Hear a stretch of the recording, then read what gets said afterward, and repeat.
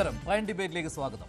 കർണാടക മോഡലിൽ കേരളത്തിലും ഹിജാബ് വിവാദം ഉയർത്തിക്കൊണ്ടുവരാൻ ശ്രമിച്ചവരുടെ അജണ്ട പൊളിഞ്ഞതിന് പിന്നാലെ എരുതിയിൽ എണ്ണയൊഴിക്കുന്ന സമീപനവുമായി സർക്കാർ.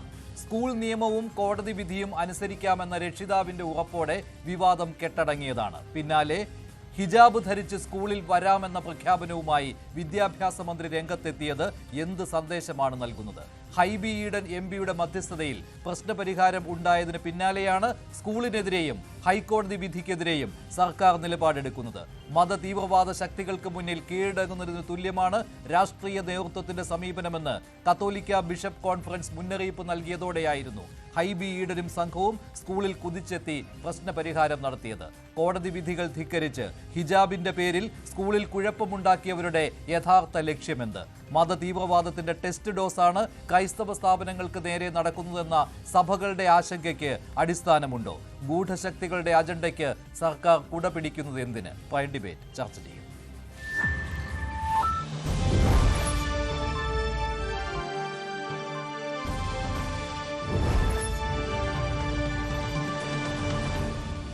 കൊച്ചി പള്ളുരുത്തിയിലെ സെന്റ് റിത്ത സ്കൂളിലെ ഹിജാബ് വിവാദം ഇന്ന് ഉച്ചയോടെ കെട്ടടങ്ങിയതാണ്. സ്ഥലം MP ഹൈബി ഈഡൻ ഇടപെട്ടുള്ള മധ്യസ്ഥ ചർച്ചകൾക്കൊടുവിൽ ഹിജാബ് ധരിച്ച് സ്കൂളിൽ വരൂ എന്ന നിലപാടിൽ നിന്ന് രക്ഷിതാവ് മാറിയതാണ്. കുട്ടിയെ ഹിജാബ് ഇല്ലാതെ സ്കൂളിൽ വിടാമെന്ന് സമ്മതിച്ചതാണ്. അതിന് പിന്നാലെ അല്പം മുമ്പാണ് വിദ്യാഭ്യാസ മന്ത്രിയുടെ വാർത്താക്കുറിപ്പ് പുറത്തിറങ്ങിയത്. അതിൽ പറയുന്നത് സ്കൂളിന് ഗുരുതര വീഴ്ച സംഭവിച്ചു, ഹിജാബ് ധരിച്ച് കുട്ടിക്ക് സ്കൂളിൽ പോകാം എന്നതാണ്. അതായത് ഈ വിഷയം കെട്ടടങ്ങിയിട്ടില്ല. സ്കൂൾ മാനേജ്മെന്റ് ഇത് അംഗീകരിക്കാൻ പോകുന്നില്ല. അതിന് കാരണം അവർക്ക് അനുകൂലമായ ഹൈക്കോടതി വിധി നിലനിൽക്കുകയാണ്. അതുമാത്രമല്ല, കഴിഞ്ഞ ദിവസം പോലീസ് സംരക്ഷണത്തിൽ സ്കൂൾ തുറക്കാമെന്ന് ഹൈക്കോടതി ഇടക്കാല ഉത്തരവും നൽകിയതാണ്. അതിൽ സ്കൂൾ യൂണിഫോമിന്റെ കാര്യത്തിൽ തീരുമാനമെടുക്കുവാൻ സ്കൂളിന് അധികാരമുണ്ട് എന്നും വ്യക്തമാക്കിയതാണ്. പക്ഷേ ഇവിടെ മന്ത്രിയുടെ വാർത്താക്കുറിപ്പിൽ പറയുന്നത് ഹിജാബ് ധരിച്ച് തന്നെ കുട്ടിക്ക് സ്കൂളിൽ വരാം. അതിൽ ഹിജാബിന്റെ നിറവും ഡിസൈനും മാത്രം തീരുമാനിക്കാനുള്ള അവകാശമേ സ്കൂൾ മാനേജ്മെന്റിനുള്ളൂ എന്നാണ്. അതുമാത്രമല്ല, ഇതിനു മുൻപ് ഹിജാബ് ധരിച്ചെത്തിയപ്പോൾ മാനസികമായി കുട്ടിക്ക് പീഡനമേൽക്കേണ്ടി വന്നു സ്കൂളിൽ. അത് സ്കൂളിനുണ്ടായ ഗുരുതരമായ വീഴ്ചയാണ് എന്ന് വിദ്യാഭ്യാസ വകുപ്പിന്റെ അന്വേഷണത്തിൽ കണ്ടെത്തിയെന്നും മന്ത്രിയുടെ വാർത്താക്കുറിപ്പിൽ പറയുകയാണ്. ശക്തമായ നിലപാടുമായി BJP രംഗത്തെത്തിയിട്ടുണ്ട്. അതേസമയത്ത് തന്നെ കോൺഗ്രസും ഇക്കാര്യത്തിൽ വിദ്യാഭ്യാസ മന്ത്രിക്ക് എതിരെ നിലപാടെടുത്തിരിക്കുകയാണ്. അവിടെ വർഗീയ സംഘർഷം ഉണ്ടാക്കുന്നതിന് വളമിട്ട് കൊടുക്കുകയാണ് സംസ്ഥാന സർക്കാർ എന്ന നിലപാടാണ് ഇപ്പോൾ കോൺഗ്രസിന്റെ ഭാഗത്ത് നിന്ന് ഉണ്ടായിരിക്കുന്നത്. ആദ്യം ഫാദർ ജോഷി മയ്യാറ്റിൽ തത്സമയം ചേരുകയാണ്. ഫാദർ, ഇപ്പോൾ വിദ്യാഭ്യാസ മന്ത്രിയുടെ വാർത്താക്കുറിപ്പ് താങ്കൾ വായിച്ചുവല്ലോ. ഫാദർ ജോഷി മയ്യാറ്റിലിന് പുറമെ ശ്രീ മുജീബ് റഹ്മാൻ, ഒപ്പം ശ്രീ ശ്രീജിത്ത് പണിക്കർ എന്നിവരുമുണ്ട്. ഫാദർ, താങ്കൾ വിദ്യാഭ്യാസ മന്ത്രിയുടെ വാർത്താക്കുറിപ്പ് വായിച്ചുവല്ലോ. ഇത് എന്തിന്റെ സൂചനയാണ് നൽകുന്നത്? കോടതി വിധികളെ ഏതെങ്കിലും രീതിയിൽ ന്യായീകരിക്കത്തക്കതാണോ ഈ പറയുന്ന മന്ത്രിയുടെ വാർത്താക്കുറിപ്പ്? മഞ്ജുഷ, ഇത് വെറും നാടകം കളിയാണ്. നമ്മൾ കൃത്യമായിട്ട് മനസ്സിലാക്കുക. മന്ത്രി നാടകം കളിക്കുന്നു, MP നാടകം കളിക്കുന്നു. രണ്ടുപേരും നാടകം കളിക്കുകയാണ് ഇവിടെ. എന്താണെന്നറിയാവോ? ഇപ്പൊ മന്ത്രിയുടെ വാർത്താക്കുറിപ്പ് വന്നല്ലോ. അവിടെ മാനേജർക്കും അവിടെ പ്രിൻസിപ്പാളിനും കർശന നിർദ്ദേശം നൽകി എന്ന് പറഞ്ഞല്ലോ. എങ്കിൽ കൃത്യമായി കേട്ടുകൊള്ളുക. ഈ നിമിഷം വരെ ഒരു നിർദ്ദേശവും ആ സ്കൂളിലെ മാനേജറിനോ ആ സ്കൂളിലെ പ്രിൻസിപ്പലിനോ ലഭിച്ചിട്ടില്ല. ഒന്ന്, ആധികാരികമാണോ ഫാദർ താങ്കൾ പറയുന്ന? ആധികാരികമായിട്ട് ഞങ്ങൾ ആധികാരികമായിട്ട് തന്നെ എടുത്തോട്ടെ. ആധികാരികമായിട്ട് ഞാൻ കൊച്ചി രൂപതയിൽ ഒരു അച്ഛനാണ്. ആ കൊച്ചി രൂപതയുടെ കീഴിലുള്ള ഒരു കോൺവെന്റ് ആണിത്. ആ കോൺവെന്റിലെ എല്ലാ സിസ്റ്റേഴ്സും എനിക്ക് പരിചയമുള്ളവരാണ്. ഞാൻ ഈ നിമിഷം കൂടി അവരോട് സംസാരിച്ചിട്ടാണ് ഇപ്പോൾ നിങ്ങളോട് ഇക്കാര്യം പറയുന്നത്. രണ്ട്, ഹൈബി ഈഡൻ, ശ്രീ MP ഹൈബി ഈഡനും നാടകം കളിക്കുകയാണ് ചെയ്തത്. അവിടെ ചെന്നിട്ട് അദ്ദേഹം പറഞ്ഞത് നമ്മൾ എല്ലാവരും കേട്ടു. അതായത് അദ്ദേഹം ആ കുടുംബത്തോടും, അതായത് ഈ ബാപ്പയോടും ഉമ്മയോടും ഒക്കെ സംസാരിച്ചു. പ്ലസ് അദ്ദേഹം പറഞ്ഞത് എന്താണ്? ആ കോൺവെന്റിലെ, ഈ സ്കൂളിലെ ഉത്തരവാദിത്തപ്പെട്ടവരോടും സംസാരിച്ചു, അവരുമായി സമവായം ഉണ്ടാക്കിയെന്നല്ലേ പറഞ്ഞത്? എങ്കിൽ കേട്ടുകൊള്ളുക. ശ്രീ ഹൈബി ഈഡൻ അവിടെ ഇവരുമായിട്ട് സംസാരിച്ചിട്ടില്ല. ഉത്തരവാദിത്തപ്പെട്ട ഈ പറയുന്ന പ്രിൻസിപ്പളായിട്ടോ മാനേജറുമായിട്ടോ സംസാരിച്ചിട്ടുള്ള. കാരണം അവര് രണ്ടുപേരും അവിടെ ഉണ്ടായിരുന്നില്ല. ഒരു സംസാരം ഉണ്ടായിട്ടില്ലെന്ന് മാത്രമല്ല, ഈ മാതാപിതാക്കൾ ഈ സ്കൂൾ അധികൃതരോട് ഇതുവരെ സംസാരിച്ചിട്ടില്ല. ഇനി ഒരു കാര്യം കൂടി ഞാൻ കൃത്യമായിട്ട് പറയാം. മാതാപിതാക്കൾ നാളെ ഈ അധികാരികളുടെ മുൻപിൽ നാളെ വരട്ടെ, രാഷ്ട്രീയക്കാരില്ലാതെ വരട്ടെ. ഇതുപോലുള്ള തെമ്മാടിത്ത രാഷ്ട്രീയം കളിക്കുന്ന എല്ലാവരെയും മാറ്റി നിർത്തിക്കൊണ്ട് ആ മാതാപിതാക്കളോടാണ് അവർക്ക് സംസാരിക്കാനുള്ളത്. ഇതുപോലെ ഈ വർഗീയത കളിക്കുന്ന CPM-ഉം വർഗീയത കളിക്കുന്ന കോൺഗ്രസും ഒരു കാര്യം നിങ്ങൾ മനസ്സിലാക്കണം. അവിടെ പ്രശ്നമുണ്ടാക്കിയത് ആരാണ്? ഒക്ടോബർ 10 ഈ പിതാവ് അവിടെ വന്നപ്പോ, ഈ കുട്ടിയുടെ പിതാവ് അവിടെ വന്ന് സംസാരിച്ചപ്പോ ഒരാൾ കൂടെ ഉണ്ടായിരുന്നല്ലോ. അതാരാണ്? തൃപ്പൂണിത്തുറയിലെ STPI-യുടെ നേതാവാണ് അവിടെ വന്ന് സംസാരിച്ചത്. അവരോട്, സിസ്റ്റേഴ്സിനോട് കൃത്യമായി പറഞ്ഞതാണ്. STPI-യുടെ തൃപ്പൂണിത്തുറയിലെ നേതാവ്. ഇനി അവര് സംസാരിച്ചു കൊണ്ടിരിക്കുമ്പോ അങ്ങോട്ടേക്ക് 6-7 പേര് ഇടിച്ചു കയറി വന്ന് മൊബൈലൊക്കെ ആയിട്ട് ബഹളം ഉണ്ടാക്കി അവിടെ ലൈവ് കൊടുക്കുന്നു എന്നൊക്കെ പറഞ്ഞ് ഇടിച്ചു കയറി വന്നല്ലോ. അതാരാണ്? STPI ആണ്. ഇവിടെ നമ്മുടെ നാടിനെ കുട്ടിച്ചോറാക്കാനായിട്ട് മത തീവ്രവാദികൾ ഇവിടെ തുനിഞ്ഞിറങ്ങിയിരിക്കുകയാണ്. ഒരു കാര്യം നമ്മൾ ഓർക്കണം, ആ കുട്ടി ഈ ജൂൺ മാസത്തില് ആണ് അവിടെ വന്ന് ചേർന്നത്. ഈ കുട്ടി 3ാമത്തെ സ്കൂളിലാണ് പഠിക്കുന്നത്. 3ാമത്തെ സ്കൂളിൽ. എന്തുകൊണ്ട് അന്വേഷിക്കണ്ടേ? എന്തുകൊണ്ട്? ഇനി 3ാമത്തെ സ്കൂളിൽ ഇവിടെ വന്ന് ചേർന്നപ്പോൾ തന്നെ വളരെ വ്യക്തമായിരുന്നു ഈ കുട്ടി പഠനത്തിൽ വളരെ പുറകിലാണ്. അപ്പോൾ ഈ സ്കൂളിലെ ഉത്തരവാദിത്തപ്പെട്ടവർ പറഞ്ഞു, ഇങ്ങനെയുള്ളവരെയാണ് ഞങ്ങൾ പ്രിഫർ ചെയ്യുന്നത്. കാരണം ഇങ്ങനെയുള്ള കുട്ടികളെ പഠിപ്പിച്ച് നല്ല രീതിയിലാക്കുക എന്നുള്ളത് ഞങ്ങളുടെ ഒരു പ്രത്യേക വ്രതമാണ്. ആ രീതിയിൽ അവരെ സ്വീകരിച്ചു. ഇനി ഈ കുട്ടി ജൂൺ 2 അവിടെ വന്നു. ആദ്യം ഹിജാബ് ധരിച്ചു വന്നു. പക്ഷെ ഓർക്കണം, അതിനു മുൻപേ തന്നെ മാതാപിതാക്കൾക്ക് കൃത്യമായ നിർദ്ദേശം ഇവർ കൊടുത്തിരുന്നു. കുട്ടിയുടെ സ്കൂൾ ഡയറിയിൽ കൃത്യമായി ഇതെല്ലാം എഴുതിയിട്ടുണ്ട്. ഇതെല്ലാം അവർ അംഗീകരിച്ചതാണ്. അങ്ങനെയാണ് കുട്ടി അഡ്മിഷൻ എടുത്തിട്ടുള്ളത്. മുടി പിന്നിട്ട് 2ആയി പിന്നിട്ടിരിക്കണം എന്നൊക്കെ കൃത്യമായിട്ടുണ്ട്. അപ്പോൾ ശരിയാണ് ഫാദർ. ഇവിടുത്തെ വിഷയം എന്ന് പറയുന്നത് ഈ ഒരു വിവാദം കെട്ടടങ്ങി ഉച്ചയോടുകൂടി ആയിരുന്നുവല്ലോ. പക്ഷേ ഫാദർ അത് പറയുകയാണ്, ഹൈബി ഈഡൻ അവിടെ വന്ന് നാടകം കളിക്കുകയായിരുന്നു, ഒരു തരത്തിലുള്ള സമവായവും ഉണ്ടായിട്ടില്ല എന്ന്. പക്ഷേ ആ കുട്ടിയുടെ രക്ഷിതാവ് മാധ്യമങ്ങളോട് പറഞ്ഞിരുന്നു തൻ്റെ കുട്ടിയെ ഹിജാബ് ഇല്ലാതെ തന്നെ സ്കൂളിലേക്ക് അയക്കാൻ തയ്യാറാണ് എന്ന്. അപ്പോൾ എന്തുകൊണ്ട് അദ്ദേഹം അങ്ങനെ പറഞ്ഞു? നോക്കൂ, ഇവിടെയാണ് രാഷ്ട്രീയ മുതലെടുപ്പാണ് ഈ കാണുന്നത്. നമ്മൾ മനസ്സിലാക്കേണ്ടത്, നമ്മുടെ രാഷ്ട്രീയക്കാർ എത്ര ചീഞ്ഞളിഞ്ഞ മനുഷ്യരാണെന്ന് നമ്മൾ തിരിച്ചറിയുന്ന സമയമാണിത്. നമ്മുടെ നാടിനെ കുട്ടിച്ചോറാക്കാൻ, അതായത് STPI-യെ പൊതിഞ്ഞു പിടിച്ചു ശ്രീ ഹൈബി ഈഡൻ. എന്നിട്ട് അവിടെ ഒന്ന് പറഞ്ഞത് എന്താ? ഇവിടെ പ്രശ്നം ഉണ്ടാക്കാമെന്ന് ആരാന്ന് പറഞ്ഞേ? വേറെ ആരൊക്കെയാണ്? STPI-യെ പൊതിഞ്ഞു പിടിച്ചു ശ്രീ ഹൈബി ഈഡൻ. ഈ STPI കോൺഗ്രസിനെ ഇപ്പോൾ മൂടി. ഇതേ STPI തന്നെയാണ് ഈ മന്ത്രിയെയും ഇപ്പൊ മൂടിയിരിക്കുന്നത്. മനസ്സിലാവുന്നുണ്ടോ? ചുരുക്കി പറഞ്ഞാൽ നമ്മുടെ നാട്ടിലെ രാഷ്ട്രീയക്കാർ നമ്മുടെ നാടിനെ കുളം തോണ്ടാൻ തീരുമാനിച്ചിരിക്കുന്നു എന്നാണ് ഇതിന്റെ അർത്ഥം. ശരി, ശ്രീ പണിക്കർ, താങ്കളുടെ ഒരു നിലപാട് എന്താണ് ഈ വിഷയത്തിൽ? താങ്കൾ എങ്ങനെ കാണുന്നു? ഇപ്പോൾ എല്ലാം അവസാനിച്ചു, ഒരു മതസൗഹാർദ്ദത്തിന്റെ ഒരു കാര്യമായി എന്നൊക്കെ പറഞ്ഞ് വലിയ രീതിയിൽ ചർച്ചയായതാണ്. ഇനിയൊരു പ്രശ്നം അവിടെ ഉണ്ടാവുകയില്ല സ്കൂളിൽ നിന്ന്. പക്ഷേ ഇപ്പോൾ വിദ്യാഭ്യാസ മന്ത്രി തന്നെ ഇടപെട്ട് ഇങ്ങനെ പറയുമ്പോൾ നോക്കൂ, ഇവിടെ ഭിന്നിപ്പുണ്ടാക്കാൻ വേണ്ടി ശ്രമിക്കുന്നത് വിദ്യാഭ്യാസ മന്ത്രിയാണ് എന്ന് പറയുന്നത് അങ്ങേയറ്റം ഖേദകരമായിട്ടുള്ള, ദുഃഖകരമായിട്ടുള്ള ഒരു വസ്തുതയാണ്. കാരണം ഈ വിഷയവുമായി ബന്ധപ്പെട്ട് ആ കുട്ടിയുടെ അച്ഛൻ തന്നെയാണ് മാധ്യമങ്ങളോട് പറയുന്നത്, നോക്കൂ, ആ സ്കൂളിൻ്റെ യൂണിഫോം പോളിസി എന്താണോ അത് കംപ്ലൈ ചെയ്യുന്നതിന് വേണ്ടിയിട്ട് തയ്യാറാണ് എന്ന്. അങ്ങനെയാണ് എങ്കിൽ 2 ദിവസം മുമ്പ് തുടങ്ങിയിരിക്കുന്ന ഈ വിവാദം അതോടുകൂടി കെട്ടടങ്ങേണ്ടതാണ്. 2 ദിവസത്തെ അവധിക്ക് ശേഷം നാളെ സ്കൂൾ തുറക്കുന്ന സമയത്ത് ഈ കുട്ടി മറ്റെല്ലാ പെൺകുട്ടികളെയും പോലെ തന്നെ യൂണിഫോം കംപ്ലൈ ചെയ്ത് ആ സ്കൂളിൽ പോയി അതിൻ്റെ പഠനം തുടരേണ്ടതാണ്. പക്ഷെ അങ്ങനെ എല്ലാ കാര്യങ്ങളിലും ഒരു ധാരണയായി ഇരിക്കുന്ന സമയത്ത് എന്താവശ്യത്തിനാണ് മന്ത്രി ശ്രീ വി ശിവൻകുട്ടി ഈ രാജ്യത്തെ നിയമത്തിന് വിരുദ്ധമായിട്ടുള്ള ഒരു തീരുമാനം അത് അടിച്ചേൽപ്പിക്കുന്നതിന് വേണ്ടിയിട്ടുള്ള നിർദ്ദേശങ്ങൾ കൊടുക്കുന്നത് എന്നെനിക്ക് മനസ്സിലാകുന്നില്ല.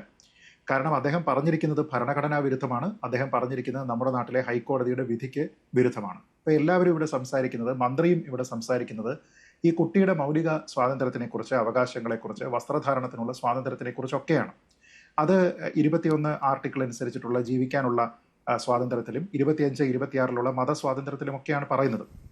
പക്ഷേ 26ാമത്തെ ആർട്ടിക്കിൾ കൊണ്ട് നമ്മുടെ ഭരണഘടന ഇപ്പോൾ തീർന്നു ഫാദർ എന്നൊരു ജോഷി കരുതല്ല. മയ്യാറ്റിൽ ഇവിടെ കുറെ കാര്യങ്ങൾ പറഞ്ഞിരുന്നു. അതിന് മറുപടി നൽകാനായിട്ട് DCC president Shri Muhammad Shiyas telephone ലൈനിൽ വീണ്ടും ചേരുന്നുണ്ട്. നേരത്തെയും അദ്ദേഹം ഉണ്ടായിരുന്നു. ഷിയാസ്, ഞാൻ വീണ്ടും വിളിച്ചത് എന്താണെന്ന് വെച്ചാൽ ഇവിടെ ഫാദർ ജോഷി മയ്യാറ്റിൽ അദ്ദേഹം ലത്തീൻ സഭയുടെ ഒരു മുതിർന്ന വൈദികൻ കൂടിയാണല്ലോ, KCBCയുടെ പ്രതിനിധിയുമാണ്. അദ്ദേഹം പറഞ്ഞത് അവിടെ ഉച്ചയ്ക്ക് നടന്നതൊക്കെ നാടകമായിരുന്നു എന്നാണ്. ഹൈബി ഈഡൻ അങ്ങനെ നേരിട്ടൊരു ചർച്ച നടത്തിയിട്ടില്ല എന്നാണ്. എന്താണ് ഷിയാസ് നടന്നത് ശരിക്കും? അല്ല, ഞങ്ങൾ കഴിഞ്ഞ 2 ദിവസമായി കോളേജ് സ്കൂൾ മാനേജ്മെന്റും അതുപോലെ ബന്ധപ്പെട്ട വൈദികരും എല്ലാവരുമായി ഞങ്ങൾ ഇതുമായി ബന്ധപ്പെട്ട് ഈ വിഷയം ഒരു പബ്ലിക് ഇഷ്യൂ ആയി വന്ന സമയം മുതൽ ഞങ്ങൾ ബന്ധപ്പെടുന്നുണ്ട്. ഈ പാരന്റ്സിനെയും ഞങ്ങൾ ബന്ധപ്പെട്ടു. അവരോട് ഞങ്ങൾ കാര്യങ്ങൾ പറഞ്ഞ് മനസ്സിലാക്കി ഈ നാടിന്റെ നിയമവശങ്ങളും ഇപ്പോൾ ചില ആളുകൾ ചേർന്ന് ആസൂത്രിതമായി ഉണ്ടാക്കുന്ന സാമുദായിക പ്രശ്നങ്ങളടക്കം ഉള്ള കാര്യങ്ങൾ ഞങ്ങൾ വളരെ കൃത്യമായി കുടുംബത്തെയും ബോധ്യപ്പെടുത്തി. അവർക്ക് വളരെ കൃത്യമായി അത് ബോധ്യപ്പെട്ടു. അതിന്റെ അടിസ്ഥാനത്തിൽ ഞങ്ങൾ ഇന്ന് ഈ പറയുന്ന സ്കൂളിലെ ആ പഠിക്കുന്ന കുട്ടിയുടെ പാരന്റ് പിതാവും ഞാനും ഹൈബി ഈഡനും മുൻ മന്ത്രി ശ്രീ ഡൊമിനിക് പ്രസന്റേഷൻ, നിലവിലെ MLA ശ്രീ K ബാബു മുൻ മന്ത്രി, ഞങ്ങൾ എല്ലാവരും വന്ന് സ്കൂളിലെ നമ്മൾ ചർച്ച ചെയ്തു. അവരോട് സംസാരിച്ചു. പ്രിൻസിപ്പൽ ഉണ്ടായില്ല. അവർ AEOയുടെ മീറ്റിങ്ങിന് അവർ ആ സമയത്ത് പോയിരുന്നു. ഞങ്ങള് അവിടെ ഉണ്ടായിരുന്ന എല്ലാവരോടും ഞങ്ങൾ കാര്യങ്ങൾ പറഞ്ഞു. അതിനുശേഷം മാധ്യമപ്രവർത്തകരെ AEOയുടെ മീറ്റിംഗ് കഴിഞ്ഞ് പ്രിൻസിപ്പൽ വരുമെന്നാണ് പറഞ്ഞിരുന്നത്. അപ്പൊ അവർക്ക് വരാൻ അസൗകര്യമുണ്ടെന്ന് പറഞ്ഞതിന്റെ അടിസ്ഥാനത്തിൽ ഞങ്ങൾ പുറത്തു വന്നു, മാധ്യമപ്രവർത്തകരെ കണ്ടു. ആ മാധ്യമപ്രവർത്തകരോട് ഞാനും ഹൈബി ഈഡനും സംസാരിച്ചു, ഈ കുട്ടിയുടെ പിതാവും സംസാരിച്ചു. അവർ പറഞ്ഞത് ഈ സ്കൂളിന്റെ കോഡ് ഓഫ് കണ്ടക്ട് അനുസരിച്ച് എന്റെ മകൾ നാളെ മുതൽ ക്ലാസ് തുടങ്ങുമ്പോൾ ഇവിടെ ഒന്ന് പഠിക്കുക. ആ മകൾ മാത്രമല്ല, ഒരു മകനും അവിടെ പഠിക്കുന്നുണ്ട്. പിന്നെന്താ കുഴപ്പം? ശരി, ഫാദർ ജോഷി മയ്യാറ്റിൽ പിന്നെന്താണ് കുഴപ്പം? ഇതാണ് ഷിയാസ് പറയുന്നത്. ഷിയാസ് കൂടെ ഉണ്ടായിരുന്നു, ഹൈബിയുടെ കൂടെ ഉണ്ടായിരുന്നു ഫാദർ. എങ്കിൽ ഷിയാസ് പറയട്ടെ, അവിടുത്തെ പ്രിൻസിപ്പലുമായിട്ടോ അവിടുത്തെ മാനേജറുമായിട്ടോ ഇവർ സംസാരിച്ച ഒരു ധാരണയിൽ വന്നോ? പറയട്ടെ. ഷിയാസ്, അങ്ങനെ ഒരു ധാരണ ഉണ്ടായോ? ഞാൻ പ്രിൻസിപ്പളുമായി സംസാരിച്ചു. ഞാൻ പറഞ്ഞല്ലോ, പ്രിൻസിപ്പൾ ഉണ്ടായിരുന്നില്ല. അവർ AEOയുടെ മീറ്റിങ്ങിനാണ് പോയിരുന്നത്. ബാക്കിയുള്ള സിസ്റ്റർമാരെല്ലാവരും ഉണ്ടായിരുന്നു. അപ്പൊ ഉത്തരവാദിത്തപ്പെട്ടവര് മാനേജറും പ്രിൻസിപ്പളും സിസ്റ്റേഴ്സ് കൃത്യമായിട്ട് പറഞ്ഞു, ഞങ്ങൾ ഒരു തീരുമാനം പറയാൻ ഞങ്ങൾ ആളുകളല്ല, ഇതിന്റെ ഉത്തരവാദിത്തപ്പെട്ടവര് പ്രിൻസിപ്പളും മാനേജറുമാണ്. അതുകൊണ്ട് അവർ വന്നേ സംസാരിക്കാൻ പറ്റുള്ളൂ. അവർ പുറത്താണ്, അവരെപ്പോ വരുമെന്ന് പറയാൻ പറ്റില്ല. ഇനി ഞാനിപ്പോ മഞ്ജുഷിനോട് ഒരു കാര്യം കൂടി വ്യക്തമാക്കാം. ഇപ്പോൾ 4 കോള് ഇപ്പോ സിസ്റ്റേഴ്സിന് വന്നിരിക്കുന്നു. ഇപ്പോൾ ഈ സംസാരിക്കുന്ന നേരത്ത് 4 കോള് വന്നിരിക്കുന്നു. അതിൽ ഒന്ന് കാക്കനാടുള്ള സിവിൽ സ്റ്റേഷനിൽ നിന്ന് സിസ്റ്റേഴ്സിന് കോള്. മൊത്തത്തിൽ ഇന്നലെയും ഇന്നുമായി 4 കോളുകൾ വന്നു. നോക്കണം, school registration file, school recognition file പിടിച്ചു വയ്ക്കും എന്ന് പറഞ്ഞ് വിദ്യാഭ്യാസ വകുപ്പിന്റെ കാക്കനാടുള്ള സിവിൽ സ്റ്റേഷനിൽ നിന്ന് സിസ്റ്റേഴ്സിന് ഇപ്പോൾ ഈ സംസാരിക്കുന്ന സമയത്ത് കോൾ വരുന്നു. അപ്പോൾ എന്തുകൊണ്ടാണ് സ്കൂൾ റെക്കഗ്നിഷൻ ഫയൽ പിടിച്ചു വയ്ക്കും എന്ന് പറഞ്ഞ് വിദ്യാഭ്യാസ വകുപ്പിന്റെ കാക്കനാടുള്ള സിവിൽ സ്റ്റേഷനിൽ നിന്ന് സിസ്റ്റേഴ്സിന് കോൾ വരുന്നത്? ഇന്നിപ്പോ 4 കോൾ വന്നു. ഇപ്പൊ നമ്മൾ സംസാരിക്കുന്ന സമയത്താണ്. അപ്പോൾ അതായത് അംഗീകാരം റദ്ദാക്കുമെന്ന് അല്ലേ? അതായത് ഇത് ഭയപ്പെടുത്തുന്ന പരിപാടിയാണ്. നോക്കണം, ഷിയാസ് ഇവിടെ തെറ്റിദ്ധരിപ്പിക്കാൻ ശ്രമിച്ചത് നിങ്ങൾ കൃത്യമായിട്ട് മനസ്സിലാക്കുക. മാനേജറുമായിട്ടോ പ്രിൻസിപ്പലുമായിട്ടോ ഇവർ ഇദ്ദേഹമോ MPO സംസാരിച്ചിട്ടില്ല. ഞാൻ വളരെ കൃത്യമായിട്ടാണല്ലോ പറഞ്ഞത്. ഞാൻ പ്രിൻസിപ്പളുമായി ഫോണിൽ സംസാരിച്ചിരുന്നു. ഞാൻ ഇന്നലെ സംസാരിക്കുന്നു. ഞാൻ കഴിഞ്ഞ 2 ദിവസമായി സംസാരിക്കുന്നുണ്ട്. അതെനിക്ക് ഇവിടെ ഈ ചാനൽ ചർച്ചയിൽ വന്നിരിക്കുന്ന ഫാദർ ജോഷി മയ്യാറ്റിലിനോട് എനിക്ക് കമ്മ്യൂണിക്കേറ്റ് ചെയ്യാൻ ഞാൻ അദ്ദേഹവുമായി സംസാരിച്ചില്ലല്ലോ. അദ്ദേഹം പ്രിൻസിപ്പളുമായി ഞാൻ സംസാരിച്ച കാര്യം അദ്ദേഹം ചോദിച്ചില്ലല്ലോ. അപ്പൊ അദ്ദേഹം വന്ന് തെറ്റിദ്ധാരണ ഉണ്ടാക്കുന്ന വർത്താനം പറയണ്ട. ഇവർ ഈ മുനമ്പം വിഷയത്തിലടക്കം ഇവരുടെ സമീപനം എന്തായിരുന്നു എന്ന് ഞാനും മഞ്ജുഷി എല്ലാവരും കണ്ടതാണ്. ഈ മുനമ്പം വിഷയത്തിൽ ഏറ്റവും കൂടുതൽ ഈ വർഗീയത ആളിക്കത്തിക്കാൻ ഏറ്റവും കൂടുതൽ ഒരാൾ കൂടിയാണ് ഈ പറയുന്ന വൈദികൻ.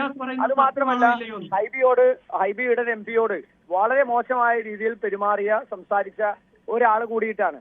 സ്വാഭാവികമായും ഒരു സ്കൂളിൽ ഒരു വിഷയം നടന്നാൽ അത് മതസ്പർദ്ധയുണ്ടാക്കുന്ന രീതിയിലേക്ക് അത് അവിടെ ഇടപെടുക എന്നുള്ളത് ജനപ്രതിനിധികളുടെയും പൊതുപ്രവർത്തകരുടെയും ഉത്തരവാദിത്വമാണ്. ഞങ്ങൾ ആ ഉത്തരവാദിത്വമാണ് ഞങ്ങൾ നിർവഹിച്ചത്. ആ ഉത്തരവാദിത്വം നിർവഹിച്ചതിന്റെ അടിസ്ഥാനത്തിലല്ല ആ കുട്ടി പരാതി കൊടുത്ത കുട്ടിയുടെ പിതാവ് വന്നിട്ട് ആ സ്കൂളിൽ മാധ്യമപ്രവർത്തകരോട് പറയുകയാണ്. പ്രിൻസിപ്പളെ കാണാൻ വന്നിട്ട് കണ്ടില്ല. മാധ്യമപ്രവർത്തകരോട് എന്താ പറഞ്ഞത്? ഞങ്ങൾക്ക് ഒരു പ്രശ്നമല്ല, ഞങ്ങൾക്ക് പരാതിയില്ല, സ്കൂളിന്റെ കോഡ് ഓഫ് കണ്ടക്ട് അനുസരിച്ച് എന്റെ കുട്ടി ഇവിടെ പഠിക്കും എന്ന് പറയുന്നത്. പിന്നെ എന്താ പ്രശ്നം? പിന്നെ പ്രശ്നപരിഹാരം നടന്നു കഴിഞ്ഞുവല്ലോ ഫാദർ ജോഷി മയ്യാറ്റി. പരിഹാരം നടന്നില്ലേ? പിന്നെ എന്താ കുഴപ്പം? അത് അവരെ നേരിട്ട് കണ്ട് പറയാൻ പറ്റില്ല. അത് നേരിട്ട് പ്രിൻസിപ്പളിനെ കാണുമ്പോഴും അത് നേരിട്ട് കണ്ട് പറയും. അതിനകത്ത് എന്താ മാറ്റം? ഫോണിൽ സംസാരിച്ചു എന്നും അവർ അംഗീകരിച്ചു. അവിടെ ആ കുട്ടിയുടെ പിതാവ് തന്നെ വന്ന് കാര്യങ്ങൾ വിശദീകരിച്ചുവല്ലോ.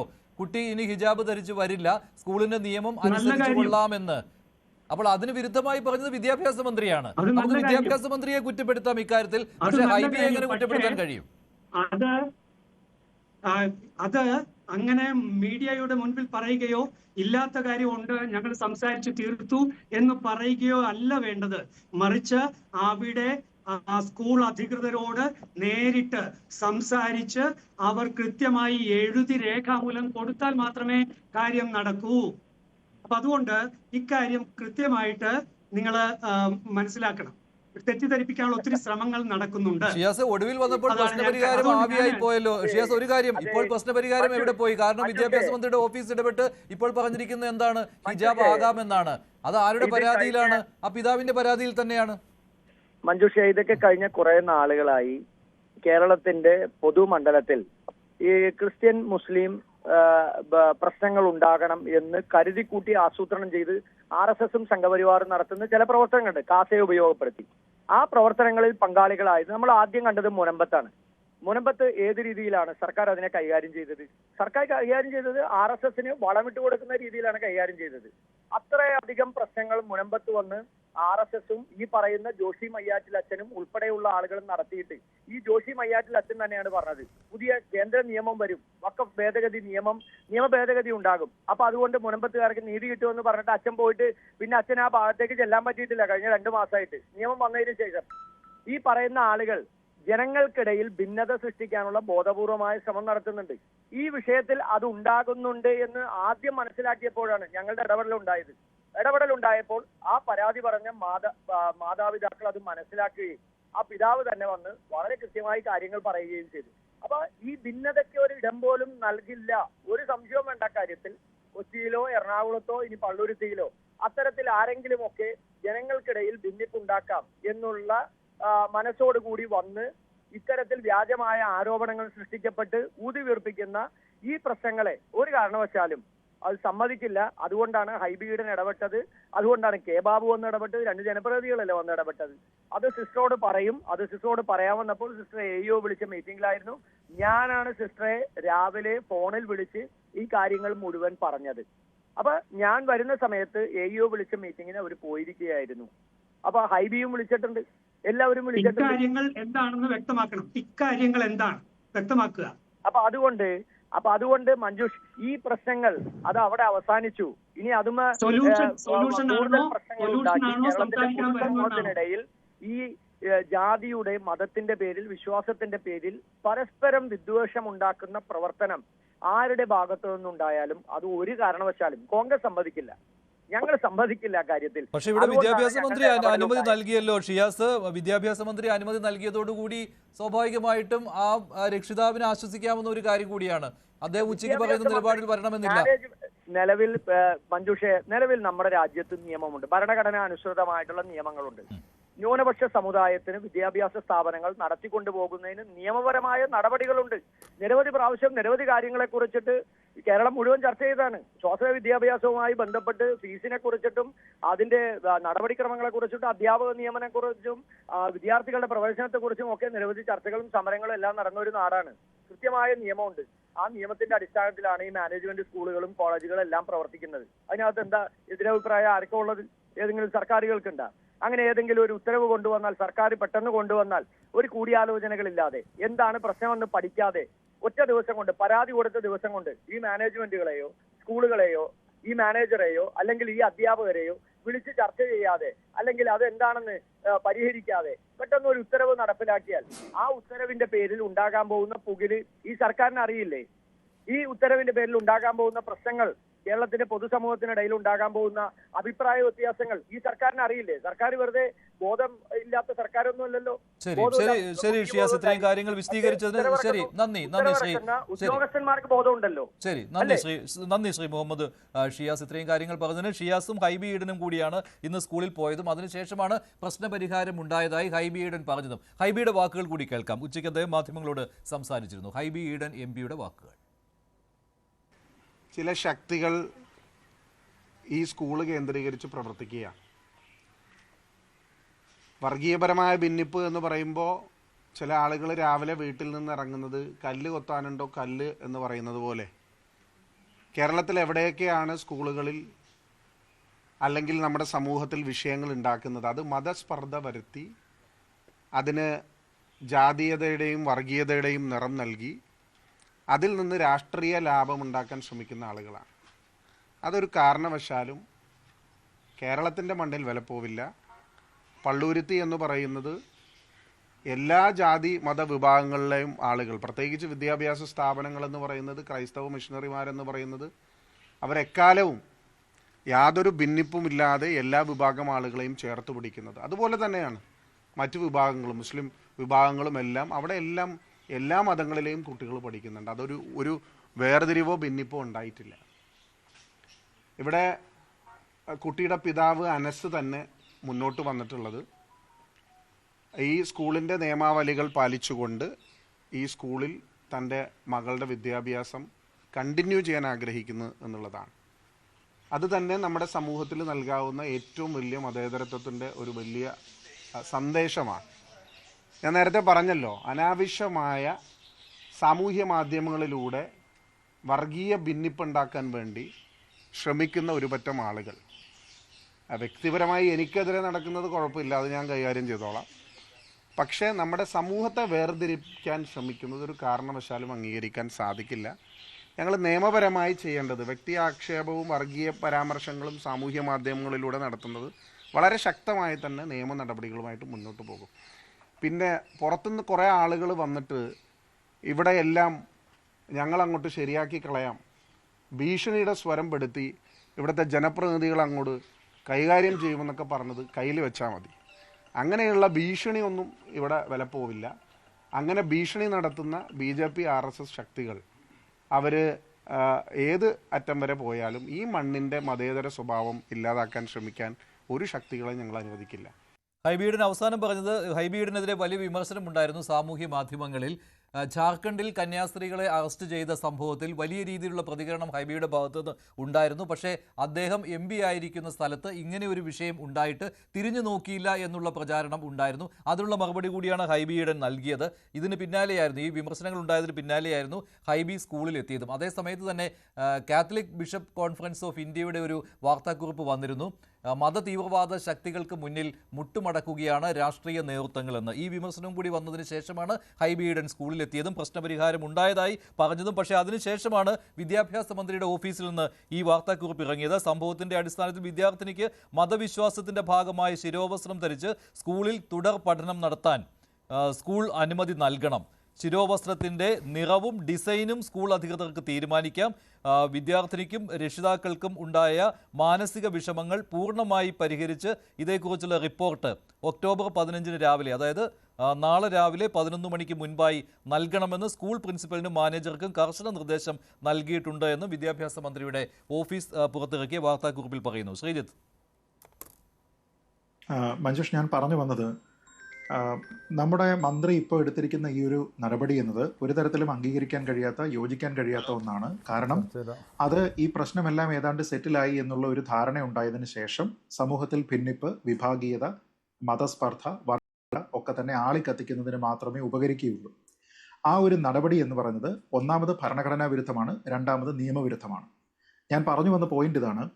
അതായത് ഈ ആർട്ടിക്കിൾ 21ഉം 25ഉം 26ഉം അനുസരിച്ച് ഈ വിദ്യാർത്ഥിക്ക് വസ്ത്രസ്വാതന്ത്ര്യമുണ്ട് എന്നും മതസ്വാതന്ത്ര്യമുണ്ട് എന്നും അതുകൊണ്ട് തന്നെ അതിന് ഹിജാബ് ധരിച്ചുകൊണ്ട് സ്കൂളിൽ പോകാം എന്നുമാണ് അവരുടെ വാദം. ഇപ്പൊ മന്ത്രിയും പറയുന്ന വാദം അത് തന്നെയാണ്.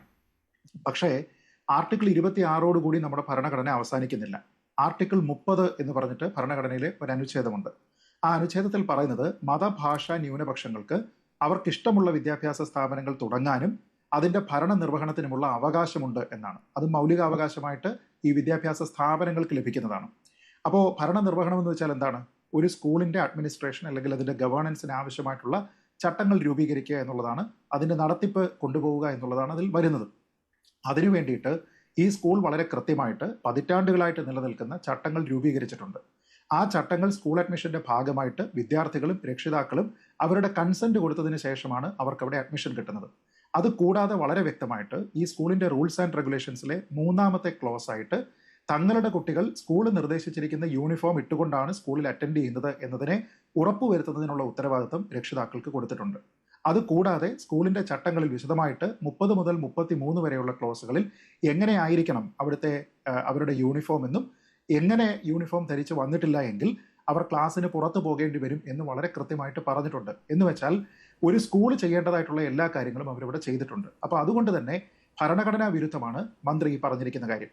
2 നിയമവിരുദ്ധമാണ് എന്ന് പറയുന്നതിന് കാരണം നമ്മുടെ നാട്ടിൽ കോടതി പറഞ്ഞിരിക്കുന്ന ഒരു ഓർഡർ ഇപ്പോൾ നിലവിലുണ്ട്. 7 വർഷങ്ങൾക്ക് മുമ്പ് തിരുവനന്തപുരം ക്രൈസ്റ്റ് നഗർ സ്കൂളുമായി ബന്ധപ്പെട്ടുണ്ടായിരുന്ന ഒരു സമാനമായ കേസ്, ഫുൾ സ്ലീവ് വസ്ത്രം ധരിക്കാനായിട്ട് അനുവദിക്കണം എന്നും അതേപോലെ തന്നെ ഹിജാബ് ധരിക്കാൻ അനുവദിക്കണമെന്നും പറഞ്ഞുകൊണ്ട് ഒരു കുട്ടി അതിന്റെ രക്ഷിതാവ് വഴി നടത്തിയിരുന്ന ഒരു കേസാണ് കേരള ഹൈക്കോടതിയിൽ, Fathima Thasneem versus state of Kerala എന്ന് പറയുന്ന കേസ്. ആ കേസ് പരിഗണിച്ചതിന് ശേഷം കേരള ഹൈക്കോടതി പറഞ്ഞിരുന്ന വിധിയിൽ പറയുന്നത് വിദ്യാർത്ഥികൾക്ക് അവരവരുടേതായിട്ടുള്ള മതസ്വാതന്ത്ര്യമുണ്ട്, അവരവരുടേതായിട്ടുള്ള വ്യക്തിസ്വാതന്ത്ര്യമുണ്ട്. പക്ഷേ അതൊന്നും തന്നെ ഒരു സ്വകാര്യ വിദ്യാഭ്യാസ സ്ഥാപനത്തിന്റെ റൈറ്റ്സിന്, അതിന്റെ അവകാശങ്ങൾക്ക് മുകളിലല്ല എന്നുള്ളതാണ് ഒന്നാമത്തെ കാര്യം. 2, വിദ്യാർത്ഥികൾക്കുള്ള വ്യക്തിപരമായിട്ടുള്ള വസ്ത്ര സ്വാതന്ത്ര്യം എന്ന് പറയുന്നത് അബ്സല്യൂട്ട് അല്ല, അഥവാ അത് പരമമല്ല, എല്ലായിടത്തും അത് ഒരേപോലെ തന്നെ നിലനിൽക്കില്ല. 3ാമത് പറഞ്ഞിരിക്കുന്നത് ഈ വിദ്യാഭ്യാസ സ്ഥാപനങ്ങൾക്കുള്ള ഭരണഘടനാപരമായിട്ടുള്ള അവകാശങ്ങൾ, ഞാൻ നേരത്തെ സൂചിപ്പിച്ച ആർട്ടിക്കിൾ 30 അനുസരിച്ച് സ്കൂൾ അഡ്മിനിസ്റ്റർ ചെയ്യുന്നതിന് വേണ്ടിയിട്ടും അതിന് നിയമാവലികൾ ഉണ്ടാക്കുന്നതിനും റെഗുലേഷൻസ് കൊണ്ടുവരുന്നതിനും സ്കൂൾ മാനേജ്മെന്റിന് പൂർണ്ണമായിട്ടുള്ള അവകാശമുണ്ട് എന്നാണ്. എന്ന് വെച്ച് കഴിഞ്ഞാൽ നമ്മുടെ നാട്ടിൽ ലോ ഓഫ് ദ ലാൻഡ് ആയിട്ട് ഫൈനാലിറ്റി എത്തിയിരിക്കുന്ന കഴിഞ്ഞ 7 വർഷമായിട്ട് നിലനിൽക്കുന്ന ഒരു വിധിയുണ്ട്. ആ വിധി അപ്പീൽ ചെയ്യാനായിട്ടും ആരും പോയിട്ടില്ല, അതിന് പുറത്ത് മറ്റൊരു തരത്തിലുള്ള വിധിയില്ല. അപ്പോൾ അതാണ് ഇവിടെ സ്ക്വയർലി ആപ്ലിക്കബിൾ ആയിട്ടുള്ളത്. ആ വിഷയത്തിൽ സംസ്ഥാന സർക്കാരിന്റെ നിലപാട് എന്തായിരുന്നു? സംസ്ഥാന സർക്കാർ ക്രൈസ്റ്റ് നഗർ സ്കൂൾ എടുത്തിരിക്കുന്ന നിലപാടിനൊപ്പമായിരുന്നു. പിന്നീട് ഏതാണ്ട് 3 വർഷങ്ങൾക്ക് മുമ്പ് 2022 നമ്മുടെ പോലീസ് കേഡറ്റ് സ്റ്റുഡന്റ് കേഡറ്റ് സംവിധാനമുണ്ടല്ലോ, ആ സംവിധാനത്തിന്റെ ഭാഗമായിട്ട് മതവസ്ത്രം ഹിജാബ് അനുവദിക്കണമെന്ന് പറഞ്ഞുകൊണ്ട് 2 പെൺകുട്ടികൾ ആവശ്യപ്പെട്ടിട്ട് കോടതിയിലേക്ക് പോവുകയും സംസ്ഥാന സർക്കാരിനോട് പറയുകയും ഒക്കെ ചെയ്തപ്പോൾ ആ വിഷയത്തിൽ കോടതി സർക്കാരിന്റെ അഭിപ്രായം എന്താണെന്ന് ചോദിച്ചപ്പോൾ ഇതേ സർക്കാർ, പിണറായി വിജയൻ സർക്കാർ, അന്ന് അഭിപ്രായപ്പെട്ടത് ഇങ്ങനെയുള്ള മതവസ്ത്രങ്ങളൊന്നും തന്നെ അനുവദിക്കാൻ പാടില്ല, യൂണിഫോം എന്ന് പറയുന്നത് യൂണിഫോം ആയിരിക്കണം, അത് എല്ലാവർക്കും ഒരേപോലെ ആപ്ലിക്കബിൾ ആയിരിക്കണം എന്നാണ്. ഇപ്പോൾ പറഞ്ഞിരിക്കുന്ന വാദങ്ങൾ എന്താണ്? ഈ കുട്ടിക്ക് ഇത് പീഡനമായി, എംബാരസ്മെന്റായി. നോക്കൂ, 2022 തന്നെയുള്ള Sindhu Sivadas versus state of Kerala എന്ന് പറഞ്ഞിട്ടുള്ള മറ്റൊരു കേസുണ്ട്. ആ കേസിൽ പറയുന്നുണ്ട് യൂണിഫോം എന്ന് പറയുന്നത് കമ്പൽസറി ആക്കുന്നത് ഒരു തരത്തിലും ഒരു ക്രൂരകൃത്യമല്ല, അതുകൊണ്ട് തന്നെ അതിന്റെ പേരിൽ ഒരാൾക്കും ഒരു മാനസിക ബുദ്ധിമുട്ട് ഉണ്ടാകേണ്ടതില്ല. അപ്പോൾ നമ്മുടെ നാട്ടിൽ കേരളത്തിലെ ഹൈക്കോടതി തന്നെ പറഞ്ഞിരിക്കുന്ന 1-ലധികം വിധികൾ യൂണിഫോം ഏർപ്പെടുത്തുന്നതിനുള്ള ഒരു വിദ്യാഭ്യാസ സ്ഥാപനത്തിന്റെ അവകാശത്തിനെ പ്രൊട്ടക്ട് ചെയ്യുന്നതായിട്ട് ഇവിടെ ഉണ്ടാവുകയും ഭരണഘടനാപരമായിട്ട് വിദ്യാഭ്യാസ സ്ഥാപനങ്ങൾക്ക്, പ്രത്യേകിച്ച് മൈനോറിറ്റി വിദ്യാഭ്യാസ സ്ഥാപനങ്ങൾക്ക് ഇങ്ങനെയുള്ള അവകാശമുണ്ട്. ഇപ്പോൾ കേരളത്തിലെ പോപ്പുലേഷൻ ആണെങ്കിലും ഇന്ത്യയിലെ പോപ്പുലേഷൻ എടുത്തു കഴിഞ്ഞാലും ഇസ്ലാം മതവിഭാഗത്തിനേക്കാൾ വലിയ മൈനോറിറ്റി എന്ന് പറയുന്നത് ക്രിസ്ത്യൻ വിഭാഗമാണ്. കാരണം അതിനേക്കാൾ ജനസംഖ്യ അവരുടേത് കുറവാണ്. അങ്ങനെയാണെങ്കിൽ അവരുടെ താല്പര്യങ്ങൾ കൂടി സംരക്ഷിക്കുന്നതിന്റെ ഭാഗമായിട്ടാണ് ഇത് കൊടുത്തിരിക്കുന്നത്. തന്നെയുമല്ല, സുപ്രീം കോടതിയുടെ എത്രയോ വിധികൾ ഒരു വിദ്യാഭ്യാസ സ്ഥാപനത്തിനോ ഒരു തൊഴിലിടത്തിനോ യൂണിഫോം എൻഫോഴ്സ് ചെയ്യുന്നതിന് വേണ്ടിയിട്ടുള്ള അവരുടെ റൈറ്റിനെ എത്രയോ തവണ ശരിവെച്ചിട്ടുണ്ട്. സംശയമില്ലാത്ത കാര്യമാണ്. ഏറ്റവും ഒടുവിൽ ഇപ്പോൾ ഭരണഘടനാ ബെഞ്ച് മുൻപാകെ, വിശാല ബെഞ്ചിന് മുൻപാകെ ഈ കേസ് ഇരിക്കുകയും ചെയ്യുന്നുണ്ട്. അതിന്റെ പരിഗണനാ വിഷയങ്ങളിലേക്ക് വന്നിട്ടുമില്ല. ശ്രീ TA മുജീബ് റഹ്മാൻ, ഇവിടെ പക്ഷേ മന്ത്രിയുടെ ഈ പ്രസ് റിലീസ് വായിച്ചു നോക്കുമ്പോൾ ഈ ഹിജാബിന്റെ നിറവും ഡിസൈനും തീരുമാനിക്കാൻ സ്കൂളിന് എന്നുള്ള കാര്യവും പറയുന്നുണ്ട്. അങ്ങനെയൊക്കെ ഒരു തീരുമാനം എങ്ങനെയാണ് വിദ്യാഭ്യാസ വകുപ്പിന് അങ്ങനെ ഒരു തീരുമാനമെടുക്കാൻ കഴിയുക?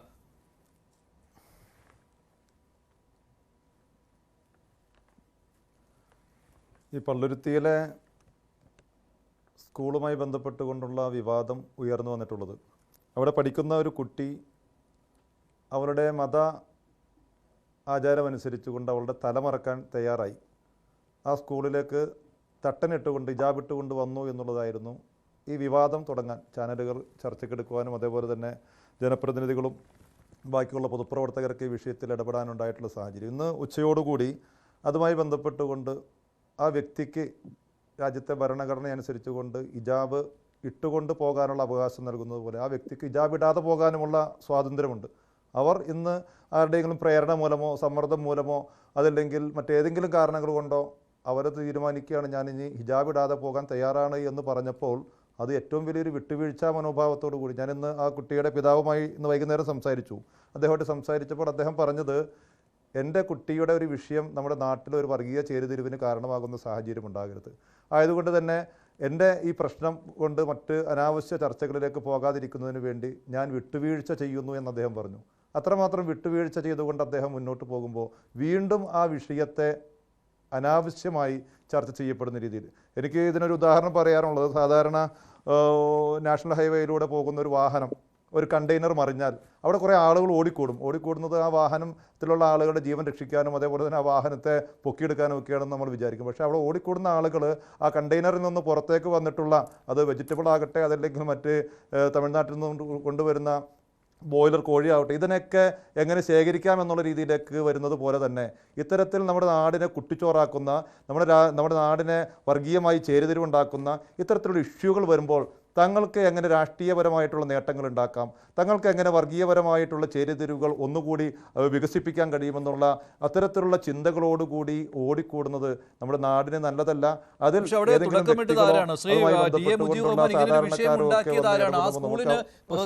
പോലും പറ്റാത്ത രീതിയിൽ ഇപ്പോൾ അദ്ദേഹം വിട്ടുവീഴ്ച ചെയ്തു കുട്ടിയുടെ രക്ഷിതാവ്. പക്ഷേ ആ സ്കൂളിന് പ്രവർത്തിക്കാൻ പോലും പറ്റാത്ത രീതിയിൽ പുറത്തു നിന്നുള്ള ആളുകളെ അവിടെ കൊണ്ടുവന്ന് ഇങ്ങനെ ഒരു വിഷയം ഉണ്ടാക്കിയത് കൊണ്ടല്ലേ ഈ സ്കൂൾ അടച്ചിടേണ്ടി വന്നത് 2 ദിവസം. അതുകൊണ്ടല്ലേ ഇത് വലിയ ചർച്ചയായത്. അതുമാത്രമല്ല, ഇപ്പോൾ വിദ്യാഭ്യാസ മന്ത്രിക്ക് അദ്ദേഹം നൽകിയ പരാതിയുടെ അടിസ്ഥാനത്തിലാണ് സർക്കാർ സ്കൂളിനെതിരെ നിലപാടെടുത്തിരിക്കുന്നത്. അപ്പോൾ ഈ വിഷയം അവസാനിച്ചുവെന്ന് കരുതാനുമാവില്ല ഇനി. അപ്പോൾ സർക്കാർ ഒപ്പമുണ്ടെങ്കിൽ തീർച്ചയായിട്ടും അദ്ദേഹം ആ നിലപാട് മാറ്റുവാനും സാധ്യതയുണ്ടല്ലോ. മാത്രമല്ല അദ്ദേഹത്തിന് സഹായിക്കാനായിട്ട് അന്ന് വന്ന ശക്തികൾ വീണ്ടും എത്തുമല്ലോ. അല്ലെ അദ്ദേഹം തെറ്റിദ്ധാരണയ്ക്ക് വിധേയനാകുമല്ലോ.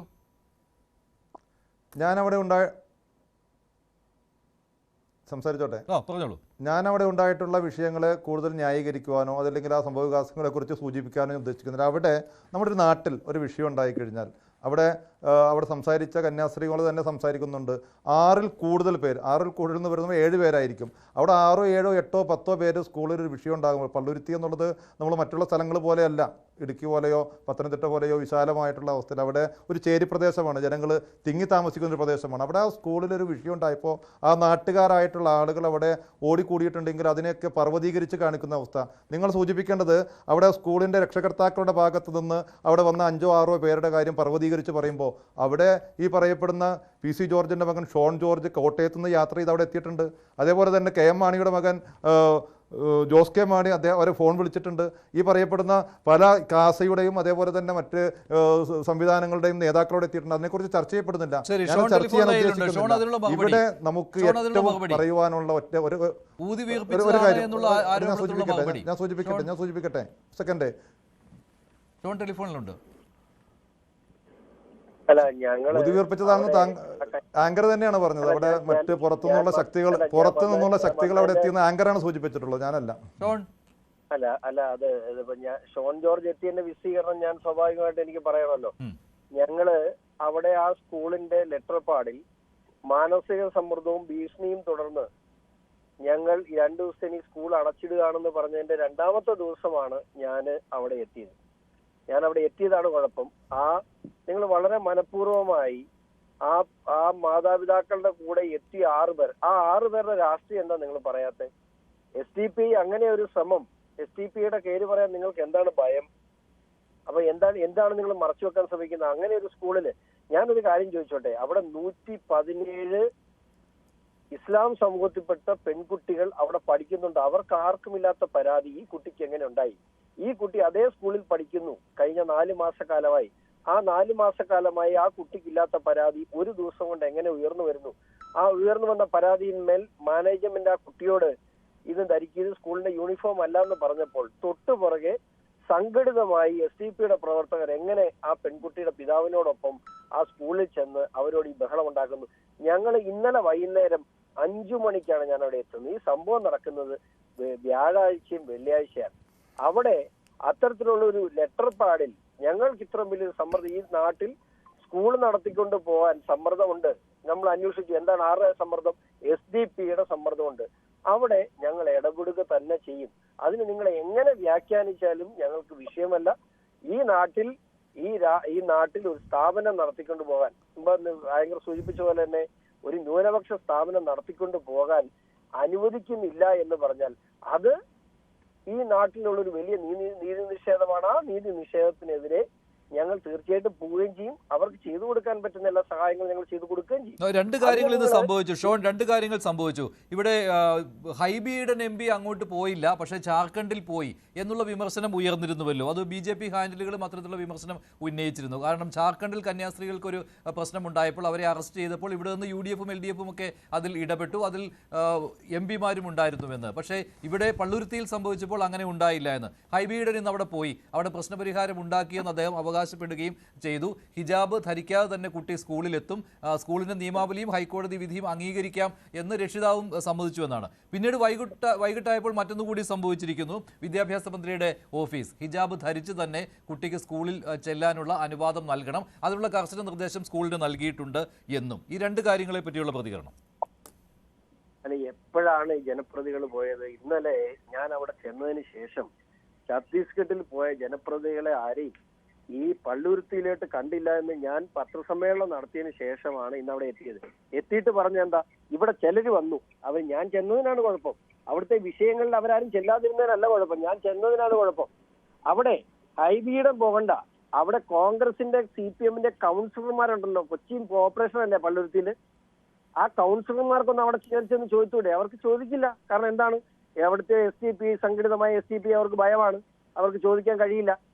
അപ്പൊ ഞാൻ അവിടെ ചെന്നത് കൊണ്ട് ഇന്ന് അവിടെ ജനപ്രതി വന്നിട്ട് ഇപ്പൊ പറഞ്ഞു. ഞാനിപ്പോ ഒരു കാര്യം ചോദിക്കട്ടെ, വളരെ സന്തോഷം, ഒരു കുഴപ്പമില്ല. പക്ഷേ ഇന്നലെ വൈകുന്നേരം വിദ്യാഭ്യാസ വകുപ്പ് മന്ത്രി പറഞ്ഞത് എന്ത്? സ്കൂളിന്റെ യൂണിഫോം അത് തീരുമാനിക്കാനുള്ള അവകാശം സ്കൂളിനാണ്, അനാവശ്യമായ വിവാദങ്ങൾ ഉണ്ടാക്കരുത്. ആ സ്റ്റേറ്റ്മെന്റ് കറക്റ്റാണ്. 24 മണിക്കൂറിനൊന്നും ഉള്ളിൽ ആ സ്റ്റേറ്റ്മെന്റിനെ ആര് മാറ്റി, എങ്ങനെ അത് മാറ്റപ്പെട്ടു, എന്തുകൊണ്ട് വിദ്യാഭ്യാസ വകുപ്പ് മന്ത്രിക്ക് മേൽ അത്ര വലിയ സമ്മർദ്ദം ചെലുത്താൻ ശക്തിയുള്ള ഫോഴ്സ് ആരാണ് ഇവിടെ? ഇത് കേരളം ചർച്ച ചെയ്യേണ്ട വിഷയം തന്നെയാണ്. ഞാനിപ്പോൾ പറയുന്നു, പൊളിറ്റിക്കൽ ഇസ്ലാമിക് സ്റ്റേറ്റ് ഇവിടെ ആരംഭം കുറിക്കുകയാണ്. ഇത് ഞാൻ പറയുമ്പോൾ നിങ്ങൾക്ക് തമാശയായിട്ട് തോന്നും, ഇതല്ല. അത് ഇവിടെ മാത്രമല്ല, എത്രയിടത്ത്. ആ കളമശ്ശേരി സംഭവിച്ചെന്താണ്, മുനമ്പത്ത് സംഭവിക്കുന്ന എന്താണ്, ഇവിടെ ഈ കഴിഞ്ഞ ദിവസങ്ങളിൽ ആ കോതമംഗലത്ത് സംഭവിച്ചെന്താണ്, ആ കോതമംഗലത്തെ കേസിൽ സർക്കാർ കൊടുത്തിട്ടുള്ള കുറ്റപത്രം സമർപ്പിച്ചു. ആ സമർപ്പിച്ചതിൽ കൃത്യമായിട്ട് അവരുടെ അജണ്ട കളമശ്ശേരിയിൽ എന്താണ് സംഭവിച്ചത്?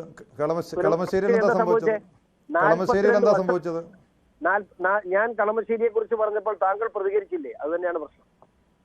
ഞാൻ എന്തുകൊണ്ടാണ് താങ്കൾക്ക് തോന്നിയത്? അത് താങ്കൾക്കെതിരായിട്ട് താങ്കൾക്ക് എന്തുകൊണ്ട് തോന്നി? ഞാനിപ്പോ പറഞ്ഞപ്പോൾ താങ്കൾക്കെതിരായെന്ന് തോന്നി. അത് തന്നെയാണ് കളമശ്ശേരിയുടെ പ്രശ്നം. എനിക്കെതിരായിട്ടില്ല. നാട്ടിലെ പ്രാദേശികമായിട്ടുണ്ടാകുന്ന പ്രശ്നങ്ങളിൽ തങ്ങൾക്ക് എങ്ങനെ രാഷ്ട്രീയ നേട്ടങ്ങൾ ഉണ്ടാക്കാമെന്ന് നിങ്ങളുടെ ബുദ്ധിപരമായിട്ടുള്ള നീക്കങ്ങളുടെ ഭാഗമായി നിങ്ങൾ കളമശ്ശേരിയിലെത്തും, മുനമ്പത്തുമെത്തും, പള്ളുരുത്തിയിലെത്തും. അത് ഈ നാടിന് നല്ല നന്മയ്ക്ക് വേണ്ടിയല്ല. നേരത്തെ ഞാൻ പറഞ്ഞ നാഷണൽ ഹൈവേയിൽ വാഹനം മറിഞ്ഞ സമയത്ത് ഓടിക്കൂടിയ ആളുകളുടെ അവസ്ഥയിൽ തന്നെയാണ്. അല്ല, പറയട്ടെ കളമശ്ശേരിയിൽ എന്താ പ്രശ്നം ഞാൻ പറയാം. 42 വർഷമായി ആ കന്യാസ്ത്രീമാരുടെ കൈവശം ഇരുന്ന ഭൂമിയാണോ അത്? ആണോ? അവിടെ ഒരു മതിലുണ്ടായിരുന്നോ? അത്രയും വർഷം പഴക്കമുള്ള മതിലുണ്ടായിരുന്നോ? ആ മതിലിന്റെ ഒരംശം, ഒരു ഇഷ്ടിക കട്ടയെങ്കിലും അവിടെ ഉണ്ടോ? ഒറ്റ രാത്രിയിൽ രാത്രി 1 മണി മുതൽ 4 മണി വരെയുള്ള സമയത്ത് ഇപ്പോൾ ഈ നിമിഷം നമ്മൾ അവിടെ പോയാൽ ആ കന്യാസ്ത്രീ മഠത്തിന്റെ ഗേറ്റിന്റെ മുമ്പിൽ ഒരു സൈക്കിള് പോലും കയറാൻ വരാത്ത രീതിയിൽ 3 വീടുകൾ പച്ചയായിട്ടുള്ള കളവ് പ്രചരിപ്പിച്ച് സമൂഹത്തില് ഛിദ്രത ഉണ്ടാക്കുകയാണ്. എന്റെ പൊന്നു സുഹൃത്ത്, നിങ്ങൾ എന്റെ കൂടെ വാ, ഞാൻ കാണിച്ചു തരാം. ഞാൻ കളമശ്ശേരി മണ്ഡലത്തിലെ ഒരു ഞാൻ കളമശ്ശേരി മണ്ഡലത്തിലുള്ള ഒരാളാണ്. കോട്ടയത്ത് നിന്നുള്ള താങ്കൾ അവിടെ വന്നു, ഞാൻ അവിടെ പോയിട്ടില്ല. ഞാൻ ആ വിഷയത്തിൽ കളമശ്ശേരിയിലുള്ള ഞാൻ അവിടെ പോയിട്ടില്ല. പക്ഷേ ഞങ്ങളൊക്കെ ഇതൊക്കെ സോഷ്യൽ മീഡിയയിലാണ് മനസ്സിലാക്കിയിട്ടുണ്ട്. താങ്കളൊക്കെ പോയി ഇല്ലില്ല. നമ്മളെ സംബന്ധിച്ചിടത്തോളം അങ്ങനെ ഏതെങ്കിലും പ്രശ്നത്തിൽ പോയിട്ട് അവിടെ എന്തെങ്കിലും നേട്ടങ്ങൾ ഉണ്ടാക്കുക എന്നുള്ള മാനസികാവസ്ഥയിലല്ല. അവിടെ വളരെ ആസൂത്രിതമായിട്ടുണ്ടായിട്ടുള്ള സംഭവം. ഞാൻ സോഷ്യൽ മീഡിയയിലൂടെയാണ് ഞാനത് കാണുന്നത്. അവിടെ ഹൈക്കോടതിയുടെ വിധി, ഹൈക്കോടതിയിൽ നിന്നല്ല. ഇപ്പൊ നിങ്ങൾ നേരത്തെ പറഞ്ഞ സ്കൂൾ തുറക്കാൻ വേണ്ടി ഞങ്ങൾ അനുവദിക്കില്ല, അതൊരു സംശയം വേണ്ട. ഇത്തരം പ്രവണതകളെ ഈ രാജ്യത്ത് അനുവദിക്കാൻ ഭാരതീയ ജനതാ പാർട്ടിക്ക് കഴിയില്ല. ഞങ്ങൾ ഇടപെടുക തന്നെ ചെയ്യും. പക്ഷെ നിങ്ങൾ എന്തുകൊണ്ട് അവിടെ പോയില്ല? നിങ്ങൾ മതേതരത്വം പ്രസംഗിക്കുന്നവരല്ലേ, നിങ്ങൾക്കൊന്ന് പൊക്കൂടെ? ഷോൺ ദയവായി ടെലിഫോൺ ലൈനിൽ തുടരുക. ശ്രീ ടി എ മുജീബ് റഹ്മാൻ, ഷോൺ പറഞ്ഞ ഒരു കാര്യം ഈ വിഷയത്തിലേക്ക് വരുമ്പോൾ ഇന്നലെ വിദ്യാഭ്യാസ മന്ത്രി എടുത്ത നിലപാട് യൂണിഫോം പാലിച്ചേ തീരൂ എന്നുള്ളതായിരുന്നു. ഒരു കുട്ടിക്ക് വേണ്ടി മാത്രം നിയമാവലിയിൽ മാറ്റം വരുത്തേണ്ട എന്ന രീതിയിലുള്ള ഒരു നിലപാടായിരുന്നു. ഇരുട്ടി വെളുത്തപ്പോൾ എങ്ങനെ നിലപാട് മാറി? അതാണ് അവിടെ ഷോൺ ആരോപിക്കുന്നത് പൊളിറ്റിക്കൽ ഇസ്ലാം എന്ന്.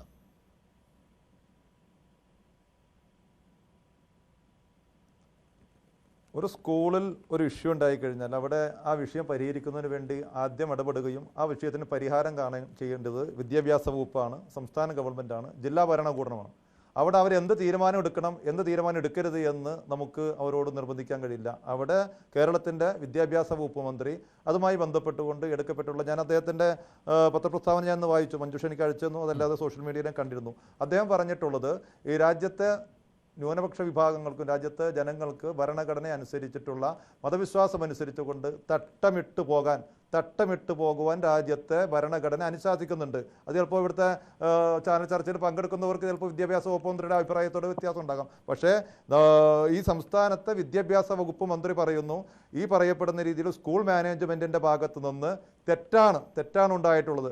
ആ കുട്ടിയുടെ തലയിൽ തട്ടയിടാനുള്ള, ഹിജാബിടാനുള്ള അവരുടെ അവകാശം നിഷേധിക്കപ്പെട്ടത് തെറ്റാണ് എന്ന് വിദ്യാഭ്യാസ വകുപ്പ് മന്ത്രി പറഞ്ഞിട്ടുണ്ടെങ്കിൽ ആ വിഷയം അദ്ദേഹം നിയമത്തിൻ്റെയും അതേപോലെ തന്നെ നേരത്തെ കോടതി വിധികളുടെയും അതുമായി ബന്ധപ്പെട്ടുകൊണ്ടുള്ള മതസ്വാതന്ത്ര്യത്തിൻ്റെ അടിസ്ഥാനത്തിലാണല്ലോ. അതിനെ ചോദ്യം ചെയ്യാൻ ഞാനില്ല. അല്ലല്ല സ്കൂളിൽ പക്ഷേ അത് അനുവദനീയമല്ല. കാരണം സ്കൂളിനാണല്ലോ തീരുമാനിക്കാൻ പറ്റുന്നത്. അതാണല്ലോ ഹൈക്കോടതി വിധിയിലും പറഞ്ഞിട്ടുള്ളത്, സ്കൂൾ നിയമാവലി അനുസരിച്ച് വേണമെന്ന്. പക്ഷെ അതിന് വിരുദ്ധമായ നിലപാടാണ് മന്ത്രി.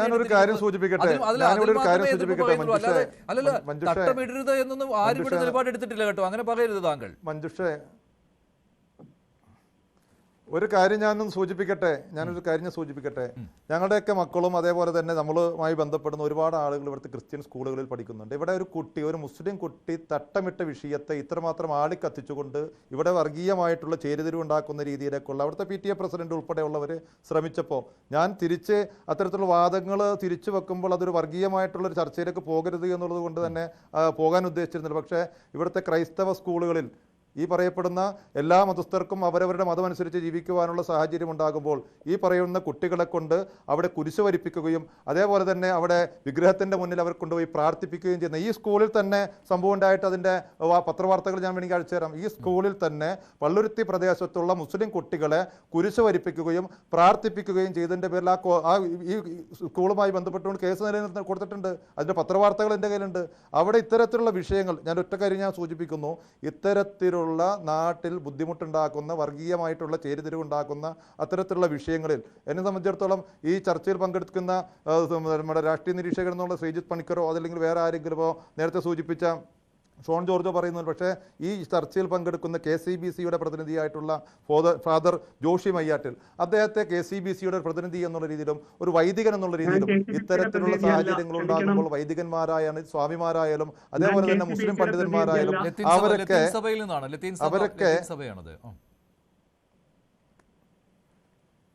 KCBC എന്നാണ് അതിൽ അടിയിൽ കാണിക്കുന്നത്. ഫാദർ ജോഷി മയ്യാട്ടിൽ KCBC എന്നാണ് ഞാൻ വായിക്കുന്നത്. ഇതല്ലെങ്കിൽ നിങ്ങളുടെ ചാനലിൻ്റെ കുഴപ്പമാണ്.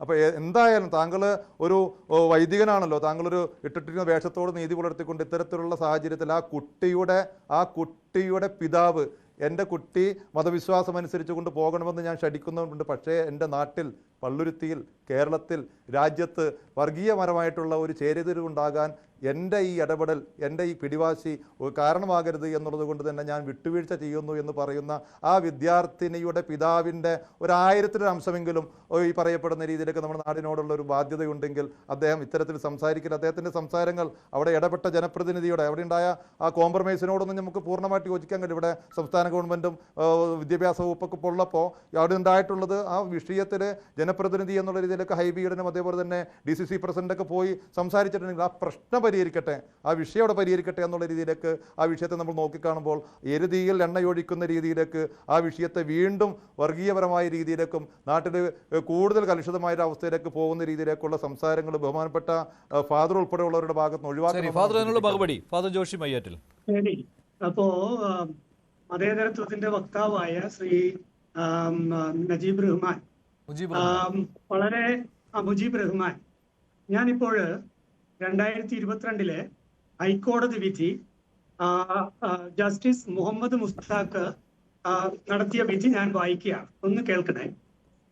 It is for the institution to decide whether the petitioners can be permitted to attend the classes with a headscarf and full sleeve shirt.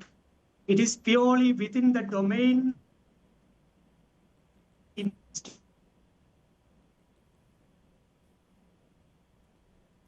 അപ്പോ ഈ വിധി ഇംഗ്ലീഷ് മനസ്സിലാകുന്ന എല്ലാവർക്കും മനസ്സിലാവും. അതായത് കുട്ടിക്ക് ഹിജാബ് ധരിക്കാമോ ധരിക്കാൻ പാടില്ലേ എന്ന് ഇൻസ്റ്റിറ്റ്യൂഷന് തീരുമാനിക്കാം.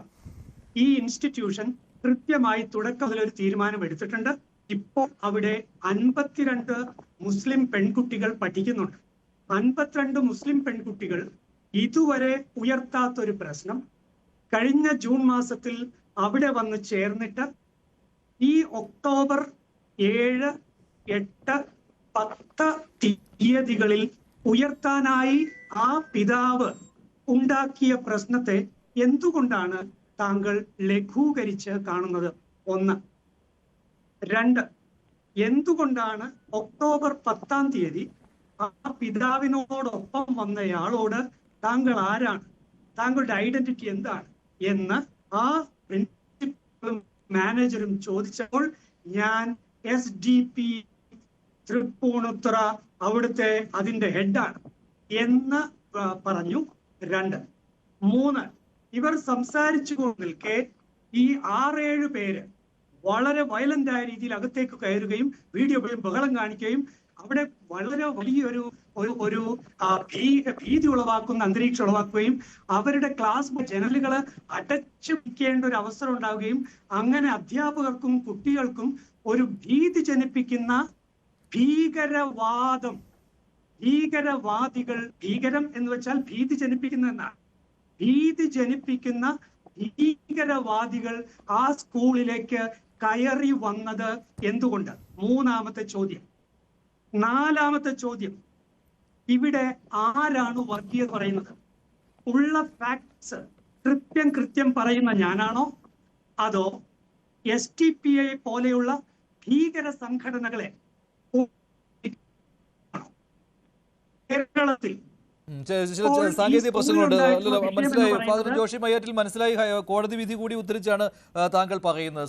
ശ്രീജിത്ത് പണിക്കർ, SDPI ആണ് ഇതിന് പിന്നിൽ എന്ന കാര്യത്തിൽ ഒരു സംശയവും ഇപ്പോഴില്ല. കാരണം അതിനുള്ള തെളിവുകളുണ്ട്. മാത്രമല്ല SDPI ഇത് നിഷേധിച്ചിട്ടുണ്ട് എങ്കിൽ പോലും അവരുടെ പ്രാദേശിക നേതാവിൻ്റെ സാന്നിധ്യം അവിടെ ഉണ്ടായിരുന്നു, അത് വ്യക്തമായ കാര്യവുമാണ്. അപ്പോൾ ഇത് ഊതി വീർപ്പിച്ചത്, ഇപ്പോൾ പറയുന്നുണ്ട് ഇത് വർഗീയ ചേരിതിരിവുണ്ടാക്കുവാനുള്ള ശ്രമം നടന്നു എന്നൊക്കെ, പക്ഷേ അതിന് വളം വെച്ചത് SDPI തന്നെയല്ലേ? നോക്കൂ, ഇതേപോലെ തന്നെയുള്ള ഒരു പ്രശ്നമാണ് കർണാടകയിലെ ഉടുപ്പിയിലും ഉണ്ടായിരുന്നത്. അതായത് സ്കൂളിലുണ്ടായിരുന്ന വിദ്യാർത്ഥികളുടെ താല്പര്യത്തിന് വിരുദ്ധമായിട്ട് പുറത്തു നിന്നുള്ള ചില ആൾക്കാർ അവരുടെ പേരൻസിനെയൊക്കെ സ്വാധീനിച്ച് രാഷ്ട്രീയവും വർഗീയവുമായിട്ടുള്ള പല കാരണങ്ങളാലാണ് ഉടുപ്പിയിൽ അന്നുണ്ടായിരുന്ന ഹിജാബ് വിഷയം ഉണ്ടായിരുന്നത്. അതേപോലെ തന്നെയാണ് കേരളത്തിലും ഇത് സംഭവിക്കുന്നത് എന്നുള്ളത് ഈ സ്കൂളുമായി ബന്ധപ്പെട്ട ആൾക്കാർ, അതിൻ്റെ PTA-യിലുള്ള ആൾക്കാർ ആദ്യത്തെ ദിവസം മുതൽ തന്നെ പറയുന്നുണ്ട്. എന്ന് വെച്ചാൽ അവിടെ കഴിഞ്ഞ 4 മാസമായിട്ട് എന്തുകൊണ്ടാണ് അവരുടെ മതത്തിൻ്റെ അനിവാര്യതയായിരുന്നു ഈ ഹിജാബെങ്കിൽ ഈ വിദ്യാർത്ഥിനി തട്ടമിടാതെ പോയി? ഈ ചോദ്യത്തിന് മറുപടി പറയേണ്ടത് ആ വിദ്യാർത്ഥിയുടെ രക്ഷകർത്താക്കളാണ്. അതിന് മറുപടി പറയേണ്ടത് അവരെ സഹായിക്കുന്ന അല്ലെങ്കിൽ അവർക്ക് പിന്തുണ നൽകുന്ന SDPI-ക്കാരുണ്ടെങ്കിൽ അവരാണ്. അപ്പോൾ കഴിഞ്ഞ 4 വർഷമായിട്ട് ഈ അധ്യയന വർഷം 4 മാസമായിട്ട് ഈ അധ്യയന വർഷം തുടങ്ങിയിട്ട് അവർക്ക് ആ സ്കൂളിൻ്റെ പോളിസി യൂണിഫോം പോളിസി കംപ്ലൈ ചെയ്യുന്നതിന് ഒരു ബുദ്ധിമുട്ടും ഉണ്ടായിരുന്നില്ല എങ്കിൽ പൊടുന്നനെ എങ്ങനെയാണ് ഇനി മുതൽ എൻ്റെ കുട്ടി ഇങ്ങനെ മാത്രമേ ഇവിടെ വരൂ എന്ന് ചിന്തിക്കുന്നതിൻ്റെ കാരണം എന്താണ്? എന്തുകൊണ്ടാണ് പെട്ടെന്ന് അത് മതപരമായിട്ടുള്ള ഒരു റൈറ്റായി മാറുന്നത്?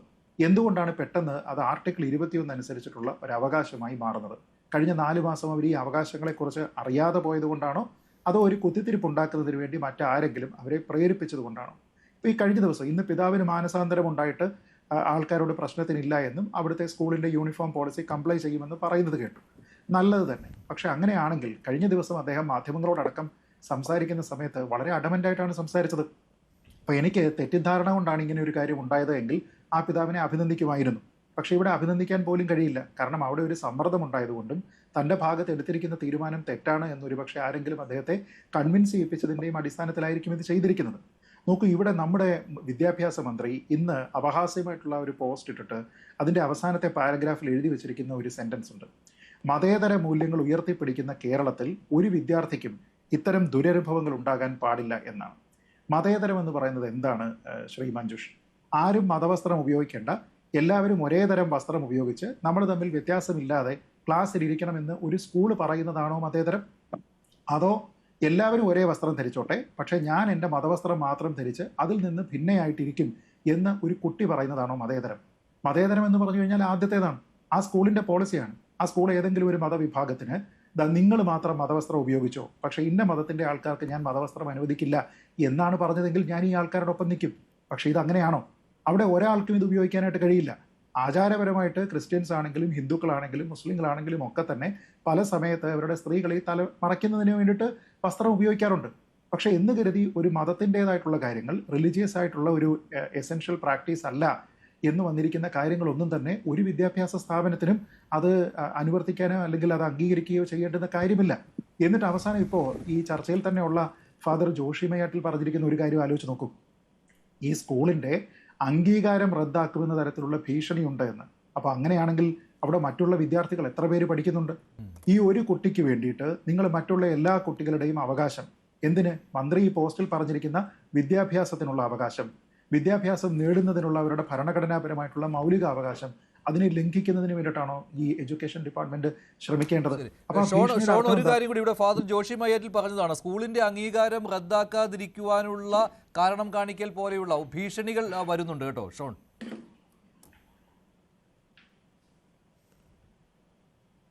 കേൾക്കാമോ?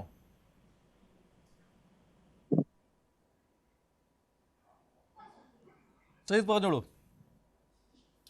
അല്ല, ഞാൻ പറയുന്നത് അപ്പോൾ കുട്ടികളുടെ ഭാവിയെക്കുറിച്ചോ അവരുടെ വിദ്യാഭ്യാസം എന്ന് പറയുന്ന മൗലിക അവകാശത്തിനെക്കുറിച്ചോ സർക്കാരിന് തെല്ലും ആശങ്കയില്ല എന്നുള്ളതാണ്. ഇവിടെ ഓൾമോസ്റ്റ് സെറ്റിലായിരിക്കുന്ന ആ കുട്ടിയുടെ പിതാവ് തന്നെ സ്കൂളിൻ്റെ യൂണിഫോം പോളിസിയോട് കംപ്ലൈ ചെയ്യും എന്ന് സമ്മതിച്ചിരിക്കുന്ന ഒരു വിഷയത്തിനെ വീണ്ടും ആളിക്കത്തിച്ച് അതിൻ്റെ പേരിൽ ഒരു സാമുദായികമായിട്ടുള്ള ഭിന്നതയുണ്ടായി, അതിൻ്റെ പേരിൽ വർഗീയമായിട്ടുള്ള പ്രസ്താവനകൾ ഉണ്ടാക്കുന്നതിന് വേണ്ടി എന്തിനാണ് സംസ്ഥാനം ഭരിക്കുന്ന ഒരു മന്ത്രി തന്നെ ശ്രമിക്കുന്നത്? എനിക്ക് മനസ്സിലാകുന്നില്ല. ഞാൻ പറഞ്ഞത് അദ്ദേഹത്തിൻ്റെ ഭാഗത്ത് അദ്ദേഹം പറഞ്ഞിരിക്കുന്നതിൽ എന്തെങ്കിലും തരത്തിലുള്ള ഒരു ധാർമ്മികതയോ എന്തെങ്കിലും തരത്തിലുള്ള ഒരു ലീഗൽ റൈറ്റിയസ്നെസ്സോ ഉണ്ടായിരുന്നുവെങ്കിൽ അദ്ദേഹത്തെ നമുക്ക് പിന്തുണയ്ക്കാം. പക്ഷേ അദ്ദേഹം പറയുന്നത് നമ്മുടെ നാട്ടിലെ വ്യവസ്ഥാപിതമായിട്ടുള്ള നിയമങ്ങൾക്ക് വിരുദ്ധമാണ്, കേരളത്തിലെ തന്നെ കോടതിയുടെ വിധികൾക്ക് വിരുദ്ധമാണ്. ഒപ്പം ഏറ്റവും പ്രധാനപ്പെട്ട കാര്യമാണ് മഞ്ജുഷ്, ഭരണഘടനയെ പറ്റി പറയുന്ന സമയത്ത് സ്ഥാപനങ്ങൾക്കുള്ള ഭരണഘടന സ്വാതന്ത്ര്യം. ഇവിടെ ഫാദർ ജോഷി മയ്യാറ്റിൽ പറഞ്ഞ കാര്യമാണ് ശ്രീത്തും പറയുന്നത്. അതിൽ എന്താണെന്ന് വെച്ചാൽ ഈ സ്കൂളിന്റെ അംഗീകാരം റദ്ദാക്കാതിരിക്കാനുള്ള ഭീഷണികളൊക്കെ വരുന്നുണ്ട് കേട്ടോ. മാത്രമല്ല ഈ സ്കൂളിനെതിരെ നേരത്തെ പരാതികൾ ഉണ്ടായിരുന്നു. ഈ മുജീബ് റഹ്മാൻ ഇവിടെ പറഞ്ഞിരുന്നു ഇക്കാര്യം. ഇന്നലെ ഈ സ്കൂളിൽ നിന്നും ഇവിടെ ഞാൻ സൂചിപ്പിക്കാം, ഞാൻ അതിന്റെ തെളിവ് സഹിതം ഞാൻ സൂചിപ്പിക്കാം. ഒരു സെക്കൻഡ് ഞാൻ സംസാരിക്കാം. നേരത്തെ പുറത്ത് എനിക്കൊന്ന് പോകേണ്ടതായിട്ടുണ്ട്. ഇന്നലെ ഞാൻ അവിടുത്തെ പ്രിൻസിപ്പളുമായിട്ട് സംസാരിച്ചപ്പോൾ പ്രിൻസിപ്പൾ പറഞ്ഞത് വിദ്യാഭ്യാസ വകുപ്പിൽ നിന്ന് ഞങ്ങൾക്ക് വലിയ സമ്മർദ്ദമാണ്. ഇത് മാന്യമായി ഇത് പരിഹരിച്ചില്ല എങ്കിൽ, അല്ലെങ്കിൽ അവര് വിദ്യാഭ്യാസ വകുപ്പ് പറയുന്ന രീതിയിൽ ഇത് കോംപ്രമൈസ് ആയില്ല എങ്കിൽ, അത് വിദ്യാഭ്യാസ വകുപ്പിന്റെ കോംപ്രമൈസ് എന്താണെന്ന് വിദ്യാഭ്യാസ വകുപ്പ് മന്ത്രിയുടെ ഫേസ്ബുക്ക് പോസ്റ്റിൽ നിന്നും വ്യക്തമാണ്. അപ്പൊ ആ കോംപ്രമൈസിൽ സമ്മതിച്ചില്ല എങ്കിൽ നിങ്ങൾക്ക് നിങ്ങളുടെ അഫിലിയേഷൻ ഉൾപ്പെടെയുള്ള കാര്യങ്ങൾ സർക്കാരിന്റെ ഭാഗത്തുനിന്നും ഇനി നീക്കങ്ങൾ ഉണ്ടാവില്ല, അതിന്റെ അപേക്ഷ നിങ്ങളുടെ പെൻഡിങ് ഇരിക്കുകയാണ്, ആ കാര്യത്തിലൊന്നും ഇനി നീങ്ങില്ല എന്ന് വിദ്യാഭ്യാസ വകുപ്പിൽ നിന്നും ഔദ്യോഗികമായി തന്നെ ആ പ്രിൻസിപ്പലിനെ അറിയിച്ചു. എന്താണ് ഇതിനൊക്കെ എന്താ മറുപടി പറയുക? ഞാൻ കൂടുതൽ കാര്യങ്ങൾ പറയുന്നില്ല. വളരെ വിശദമായിട്ട് തന്നെ ജോഷി അച്ഛനും അതുപോലെ സയ്യിദ് ഭായ് ഇവിടെ വളരെ സൂചിപ്പിച്ചു. ഈ വിഷയത്തിൽ വളരെ വ്യക്തമാണ്, നമ്മൾക്ക് ഈ നാട്ടിൽ ജീവിക്കാൻ കഴിയണം. മനഃപൂർവ്വമായി ഈ നാട്ടിൽ ഇത്തരത്തിലുള്ള പ്രശ്നങ്ങൾ സൃഷ്ടിക്കാൻ ശ്രമിക്കുന്ന SDPI പോലെയുള്ള ആളുകൾക്ക് സർക്കാർ ഒത്താശ ചെയ്തു കൊടുത്ത് ഈ നാടിനെ നശിപ്പിക്കരുത് എന്ന് മാത്രമേ ഞങ്ങൾക്ക് പറയാനുള്ളൂ. ശരി, നന്ദി ശ്രീ ഷോൺ ജോർജ്. ശ്രീ മുജീബ് റഹ്മാൻ, താങ്കൾ SDPIയുടെ പ്രതിനിധിയല്ല, താങ്കൾക്ക് SDPIയുടെ ഈ ചെയ്തികൾ അത് തള്ളിപ്പറയാൻ പറ്റുന്നുണ്ടോ ഇല്ലയോ?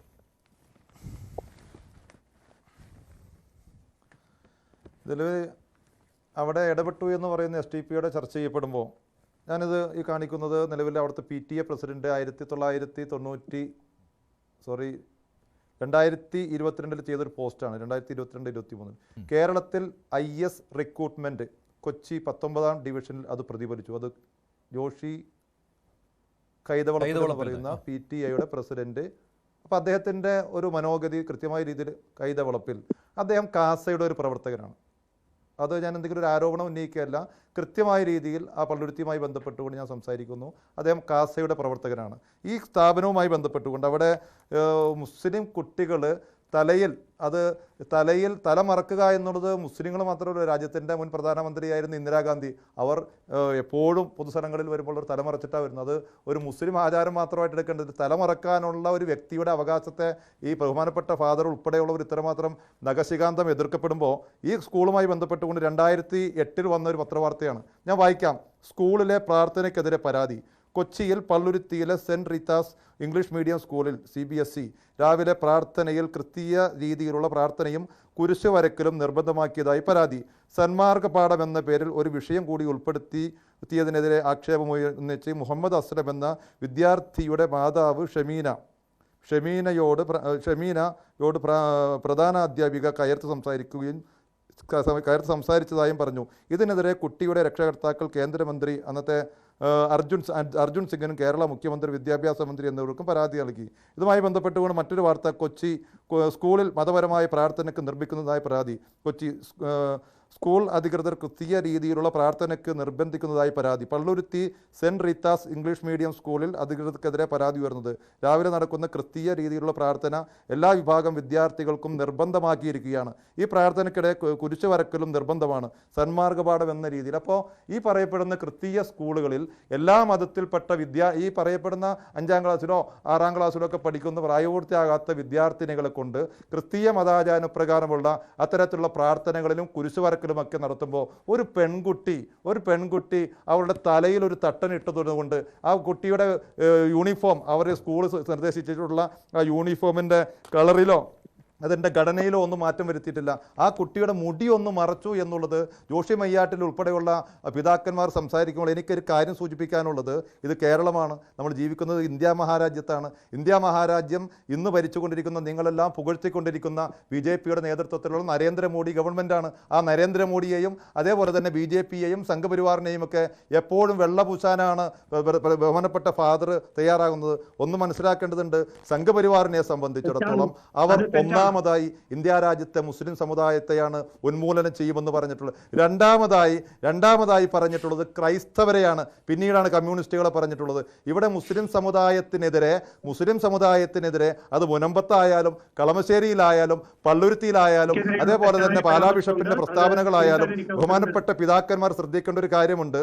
സെക്കൻഡ് ഞാൻ എൻ്റെ തെറ്റായ പരാമർശം താങ്കൾ മാറ്റിക്കോ, കുഴപ്പമില്ല. താങ്കളെ ചാനൽ ചർച്ചകളിലൂടെയും അതേപോലെ തന്നെ സോഷ്യൽ മീഡിയയിലുള്ള ഇടപെടലുകളിലൂടെയും എല്ലാവരും കാണുന്നുണ്ട്, കേൾക്കുന്നുണ്ട്, അറിയുന്നുണ്ട്. താങ്കളുടെ ഭാഗത്തു നിന്നുണ്ടാകുന്നത് ഈ നാടിന് ഗുണകരമായിട്ടുള്ള പ്രസ്താവനകളല്ല. താങ്കൾ സംസാരിക്കുന്നത് ഒരു വൈദികന്റെ സ്ഥാനത്ത് നിന്നുകൊണ്ടല്ല, താങ്കൾ സംസാരിക്കുന്നത് ഈ നാടിന് എതിരായ രീതിയിലുള്ള പരാമർശങ്ങളാണ്. ഞാൻ സംസാരിക്കട്ടെ, ഞാൻ താങ്കളുടെ സോഷ്യൽ മീഡിയ അല്ലേ. എനിക്കൊരു കാര്യം സൂചിപ്പിക്കാനുള്ളത്, മുസ്ലിം സമുദായത്തെ ഇത്രമാത്രം നിങ്ങൾ വെറുപ്പോടുകൂടി നോക്കിക്കാണുന്ന നിങ്ങളുടെ പ്രവണത, ഒരു മുസ്ലിം കുട്ടി ഈ പറയപ്പെടുന്ന, ഞാൻ ആ സ്കൂളിലെ മൊത്തം പഠിക്കുന്ന കുട്ടികളുടെ എണ്ണം, അവിടെ പഠിക്കുന്ന കുട്ടികളുടെ എണ്ണം 300 കുട്ടികളാണ്. അതിലെ മുസ്ലിം ഭൂരിപക്ഷ പ്രദേശമായി ഞാൻ സംസാരിക്കട്ടെ ഞാൻ ഈ പള്ളുരുത്തിയിൽ ഞാൻ സംസാരിക്കട്ടെ അതിന്റെ ഇടയ്ക്ക് നിങ്ങൾ അതിനിടയിൽ താങ്കൾ സംസാരിച്ചാൽ താങ്കൾ പറയുന്നത് മനസ്സിലാകില്ല. ഞാൻ ഈ ചർച്ചയിൽ തുടക്കം മുതൽ ഞാനൊരു മൗനിയായിട്ടല്ലേ നിന്നേ. ഞാൻ ഈ വിഷയത്തിലൊന്നും ഇടപെട്ടില്ല, കാരണം നമുക്ക് താല്പര്യമില്ല സംസാരിക്കാൻ. ശരി, അദ്ദേഹം പറഞ്ഞു കഴിയട്ടെ. മുജീബ് പറഞ്ഞു കഴിയട്ടെ, കുറച്ച് സമയം കൂടി.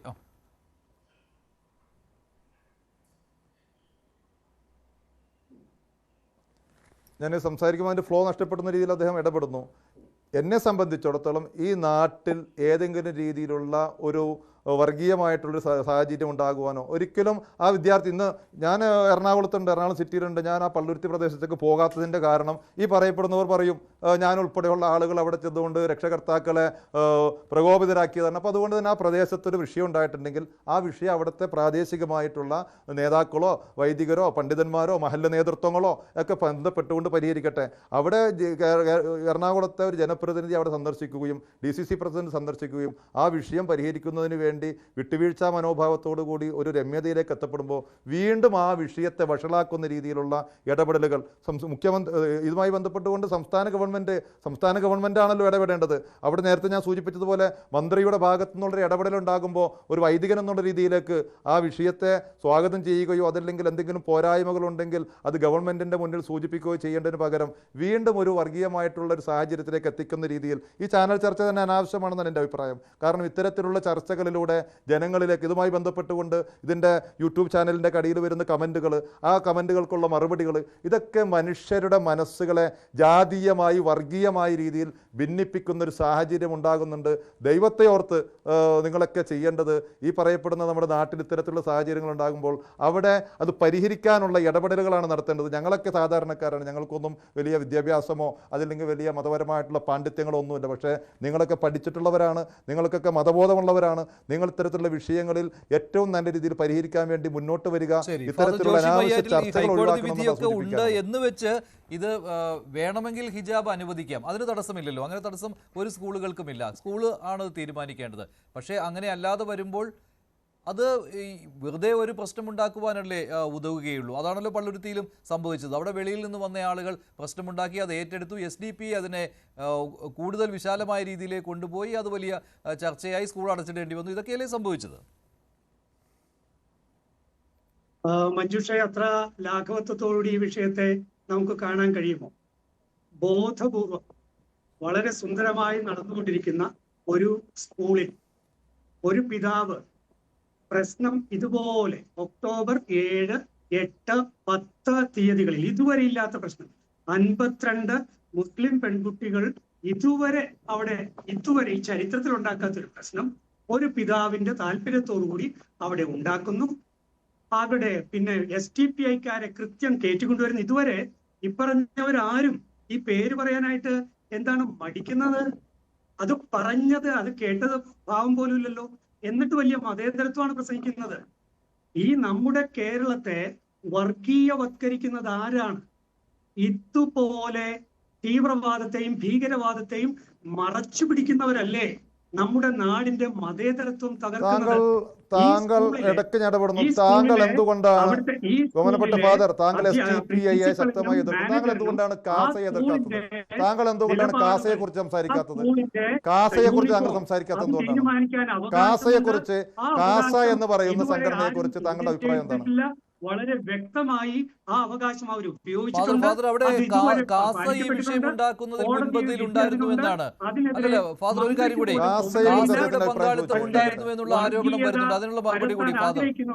മന്ത്രിയെ വരെ ആ രീതിയിലേക്ക് കൊണ്ടുപോകുന്നു. ഇതാണ് ഇവിടുത്തെ വിഷയം. ഫാദർ, കാസയുടെ പങ്കാളിത്തവും അവിടെ സംശയിക്കുന്നുണ്ട്. അതാണ് മുജീബ് റഹ്മാൻ ആവർത്തിച്ച് പറയുന്നത്, കാസ ഇത് ഊതി വീർപ്പിച്ചിട്ടുണ്ടെന്ന്. അല്ലെന്നേ, ഇവിടെ ആരാണ് വയലൻസ് കാണിച്ചിട്ടുള്ളത്? കാസയാണോ STPI ആണോ? ആരാണ് ഇവിടെ പ്രശ്നങ്ങളിൽ വർഗീയത കത്തിച്ചിട്ടുള്ളത്? കാസയാണോ STPI ആണോ? ഒരു കാര്യം ഓർക്കണം, കാസയ്ക്കെതിരെ ഏറ്റവും ശക്തമായി അവിടെ ഉണ്ടായിട്ടുള്ള വിഷയവുമായി ബന്ധപ്പെട്ടുകൊണ്ട് ആ പ്രദേശത്തുള്ള വിവിധ രാഷ്ട്രീയ പാർട്ടികളിലെ ഏറ്റവും ശക്തമായി സംസാരിച്ചിട്ടുള്ള കത്തോലിക്ക വൈദികനാണ് ഞാൻ. ഇനി BJPക്കെതിരെ, നോർത്ത് ഇന്ത്യയിലെ പ്രശ്നങ്ങൾക്കെതിരെ ഏറ്റവും ശക്തമായി സംസാരിച്ചിട്ടുള്ള കത്തോലിക്ക വൈദികനാണ് ഞാൻ.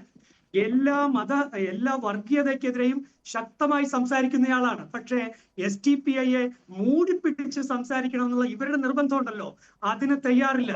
എനിക്ക് RSSനെതിരെ സംസാരിക്കാമെങ്കിൽ, എനിക്ക് BJPക്കെതിരെ സംസാരിക്കാമെങ്കിൽ, എനിക്ക് കാസക്കെതിരെ സംസാരിക്കാമെങ്കിൽ, അതിനേക്കാൾ കൊടിയ ഭീകരത കേരളത്തിൽ വരുത്തിക്കൊണ്ടിരിക്കുന്ന കൈവെട്ടു വിഷയങ്ങളുമായി ബന്ധപ്പെട്ടിട്ടുള്ള എല്ലാ വർഗീയതകളെയും ഭീകരതകളെയും തള്ളിപ്പറയാൻ തയ്യാറാകും. മുനമ്പത്തെ വിഷയത്തിൽ 610 കുടുംബങ്ങളെ വഴിയാധാരമാക്കാനായിട്ട് ഒരു കൊള്ള സംഘം ശ്രമിച്ചതിനെ ഞാൻ ചെറുക്കും. അത് RSS ആയിരുന്നെങ്കിലും BJP ആയിരുന്നെങ്കിലും ഞാൻ ചെറുക്കും. അതാണ് എന്റെ മതേതരത്വ ബോധം. അത് കാസയായിരുന്നാലും ഞാൻ ചെറുക്കും. അത് കത്തോലിക്ക സഭയാണെങ്കിലും ഞാൻ ചെറുക്കും. ശരി ശരി, നന്ദി ഫാദർ ജോഷി പയ്യാറ്റിൽ. ചർച്ച ഞാൻ അവസാനിപ്പിക്കുകയാണ്, അതുകൊണ്ടാണ് സമയം കഴിഞ്ഞു. അതുകൊണ്ടാണ് നന്ദി ഫാദർ ജോഷി പയ്യാറ്റിൽ, ശ്രീ പണിക്കർ, ശ്രീ ഷോൺ ജോർജ്. ഇന്നത്തെ ചോദ്യം ഇതായിരുന്നു: സ്കൂളിലെ ഹിജാബ് വിവാദം പിന്നിൽ SDPIയോ? അതേ എന്ന് 77% പ്രേക്ഷകർ, അല്ല എന്ന് 19%. പരിപാടി അവസാനിക്കുന്നു. നന്ദി, നമസ്കാരം.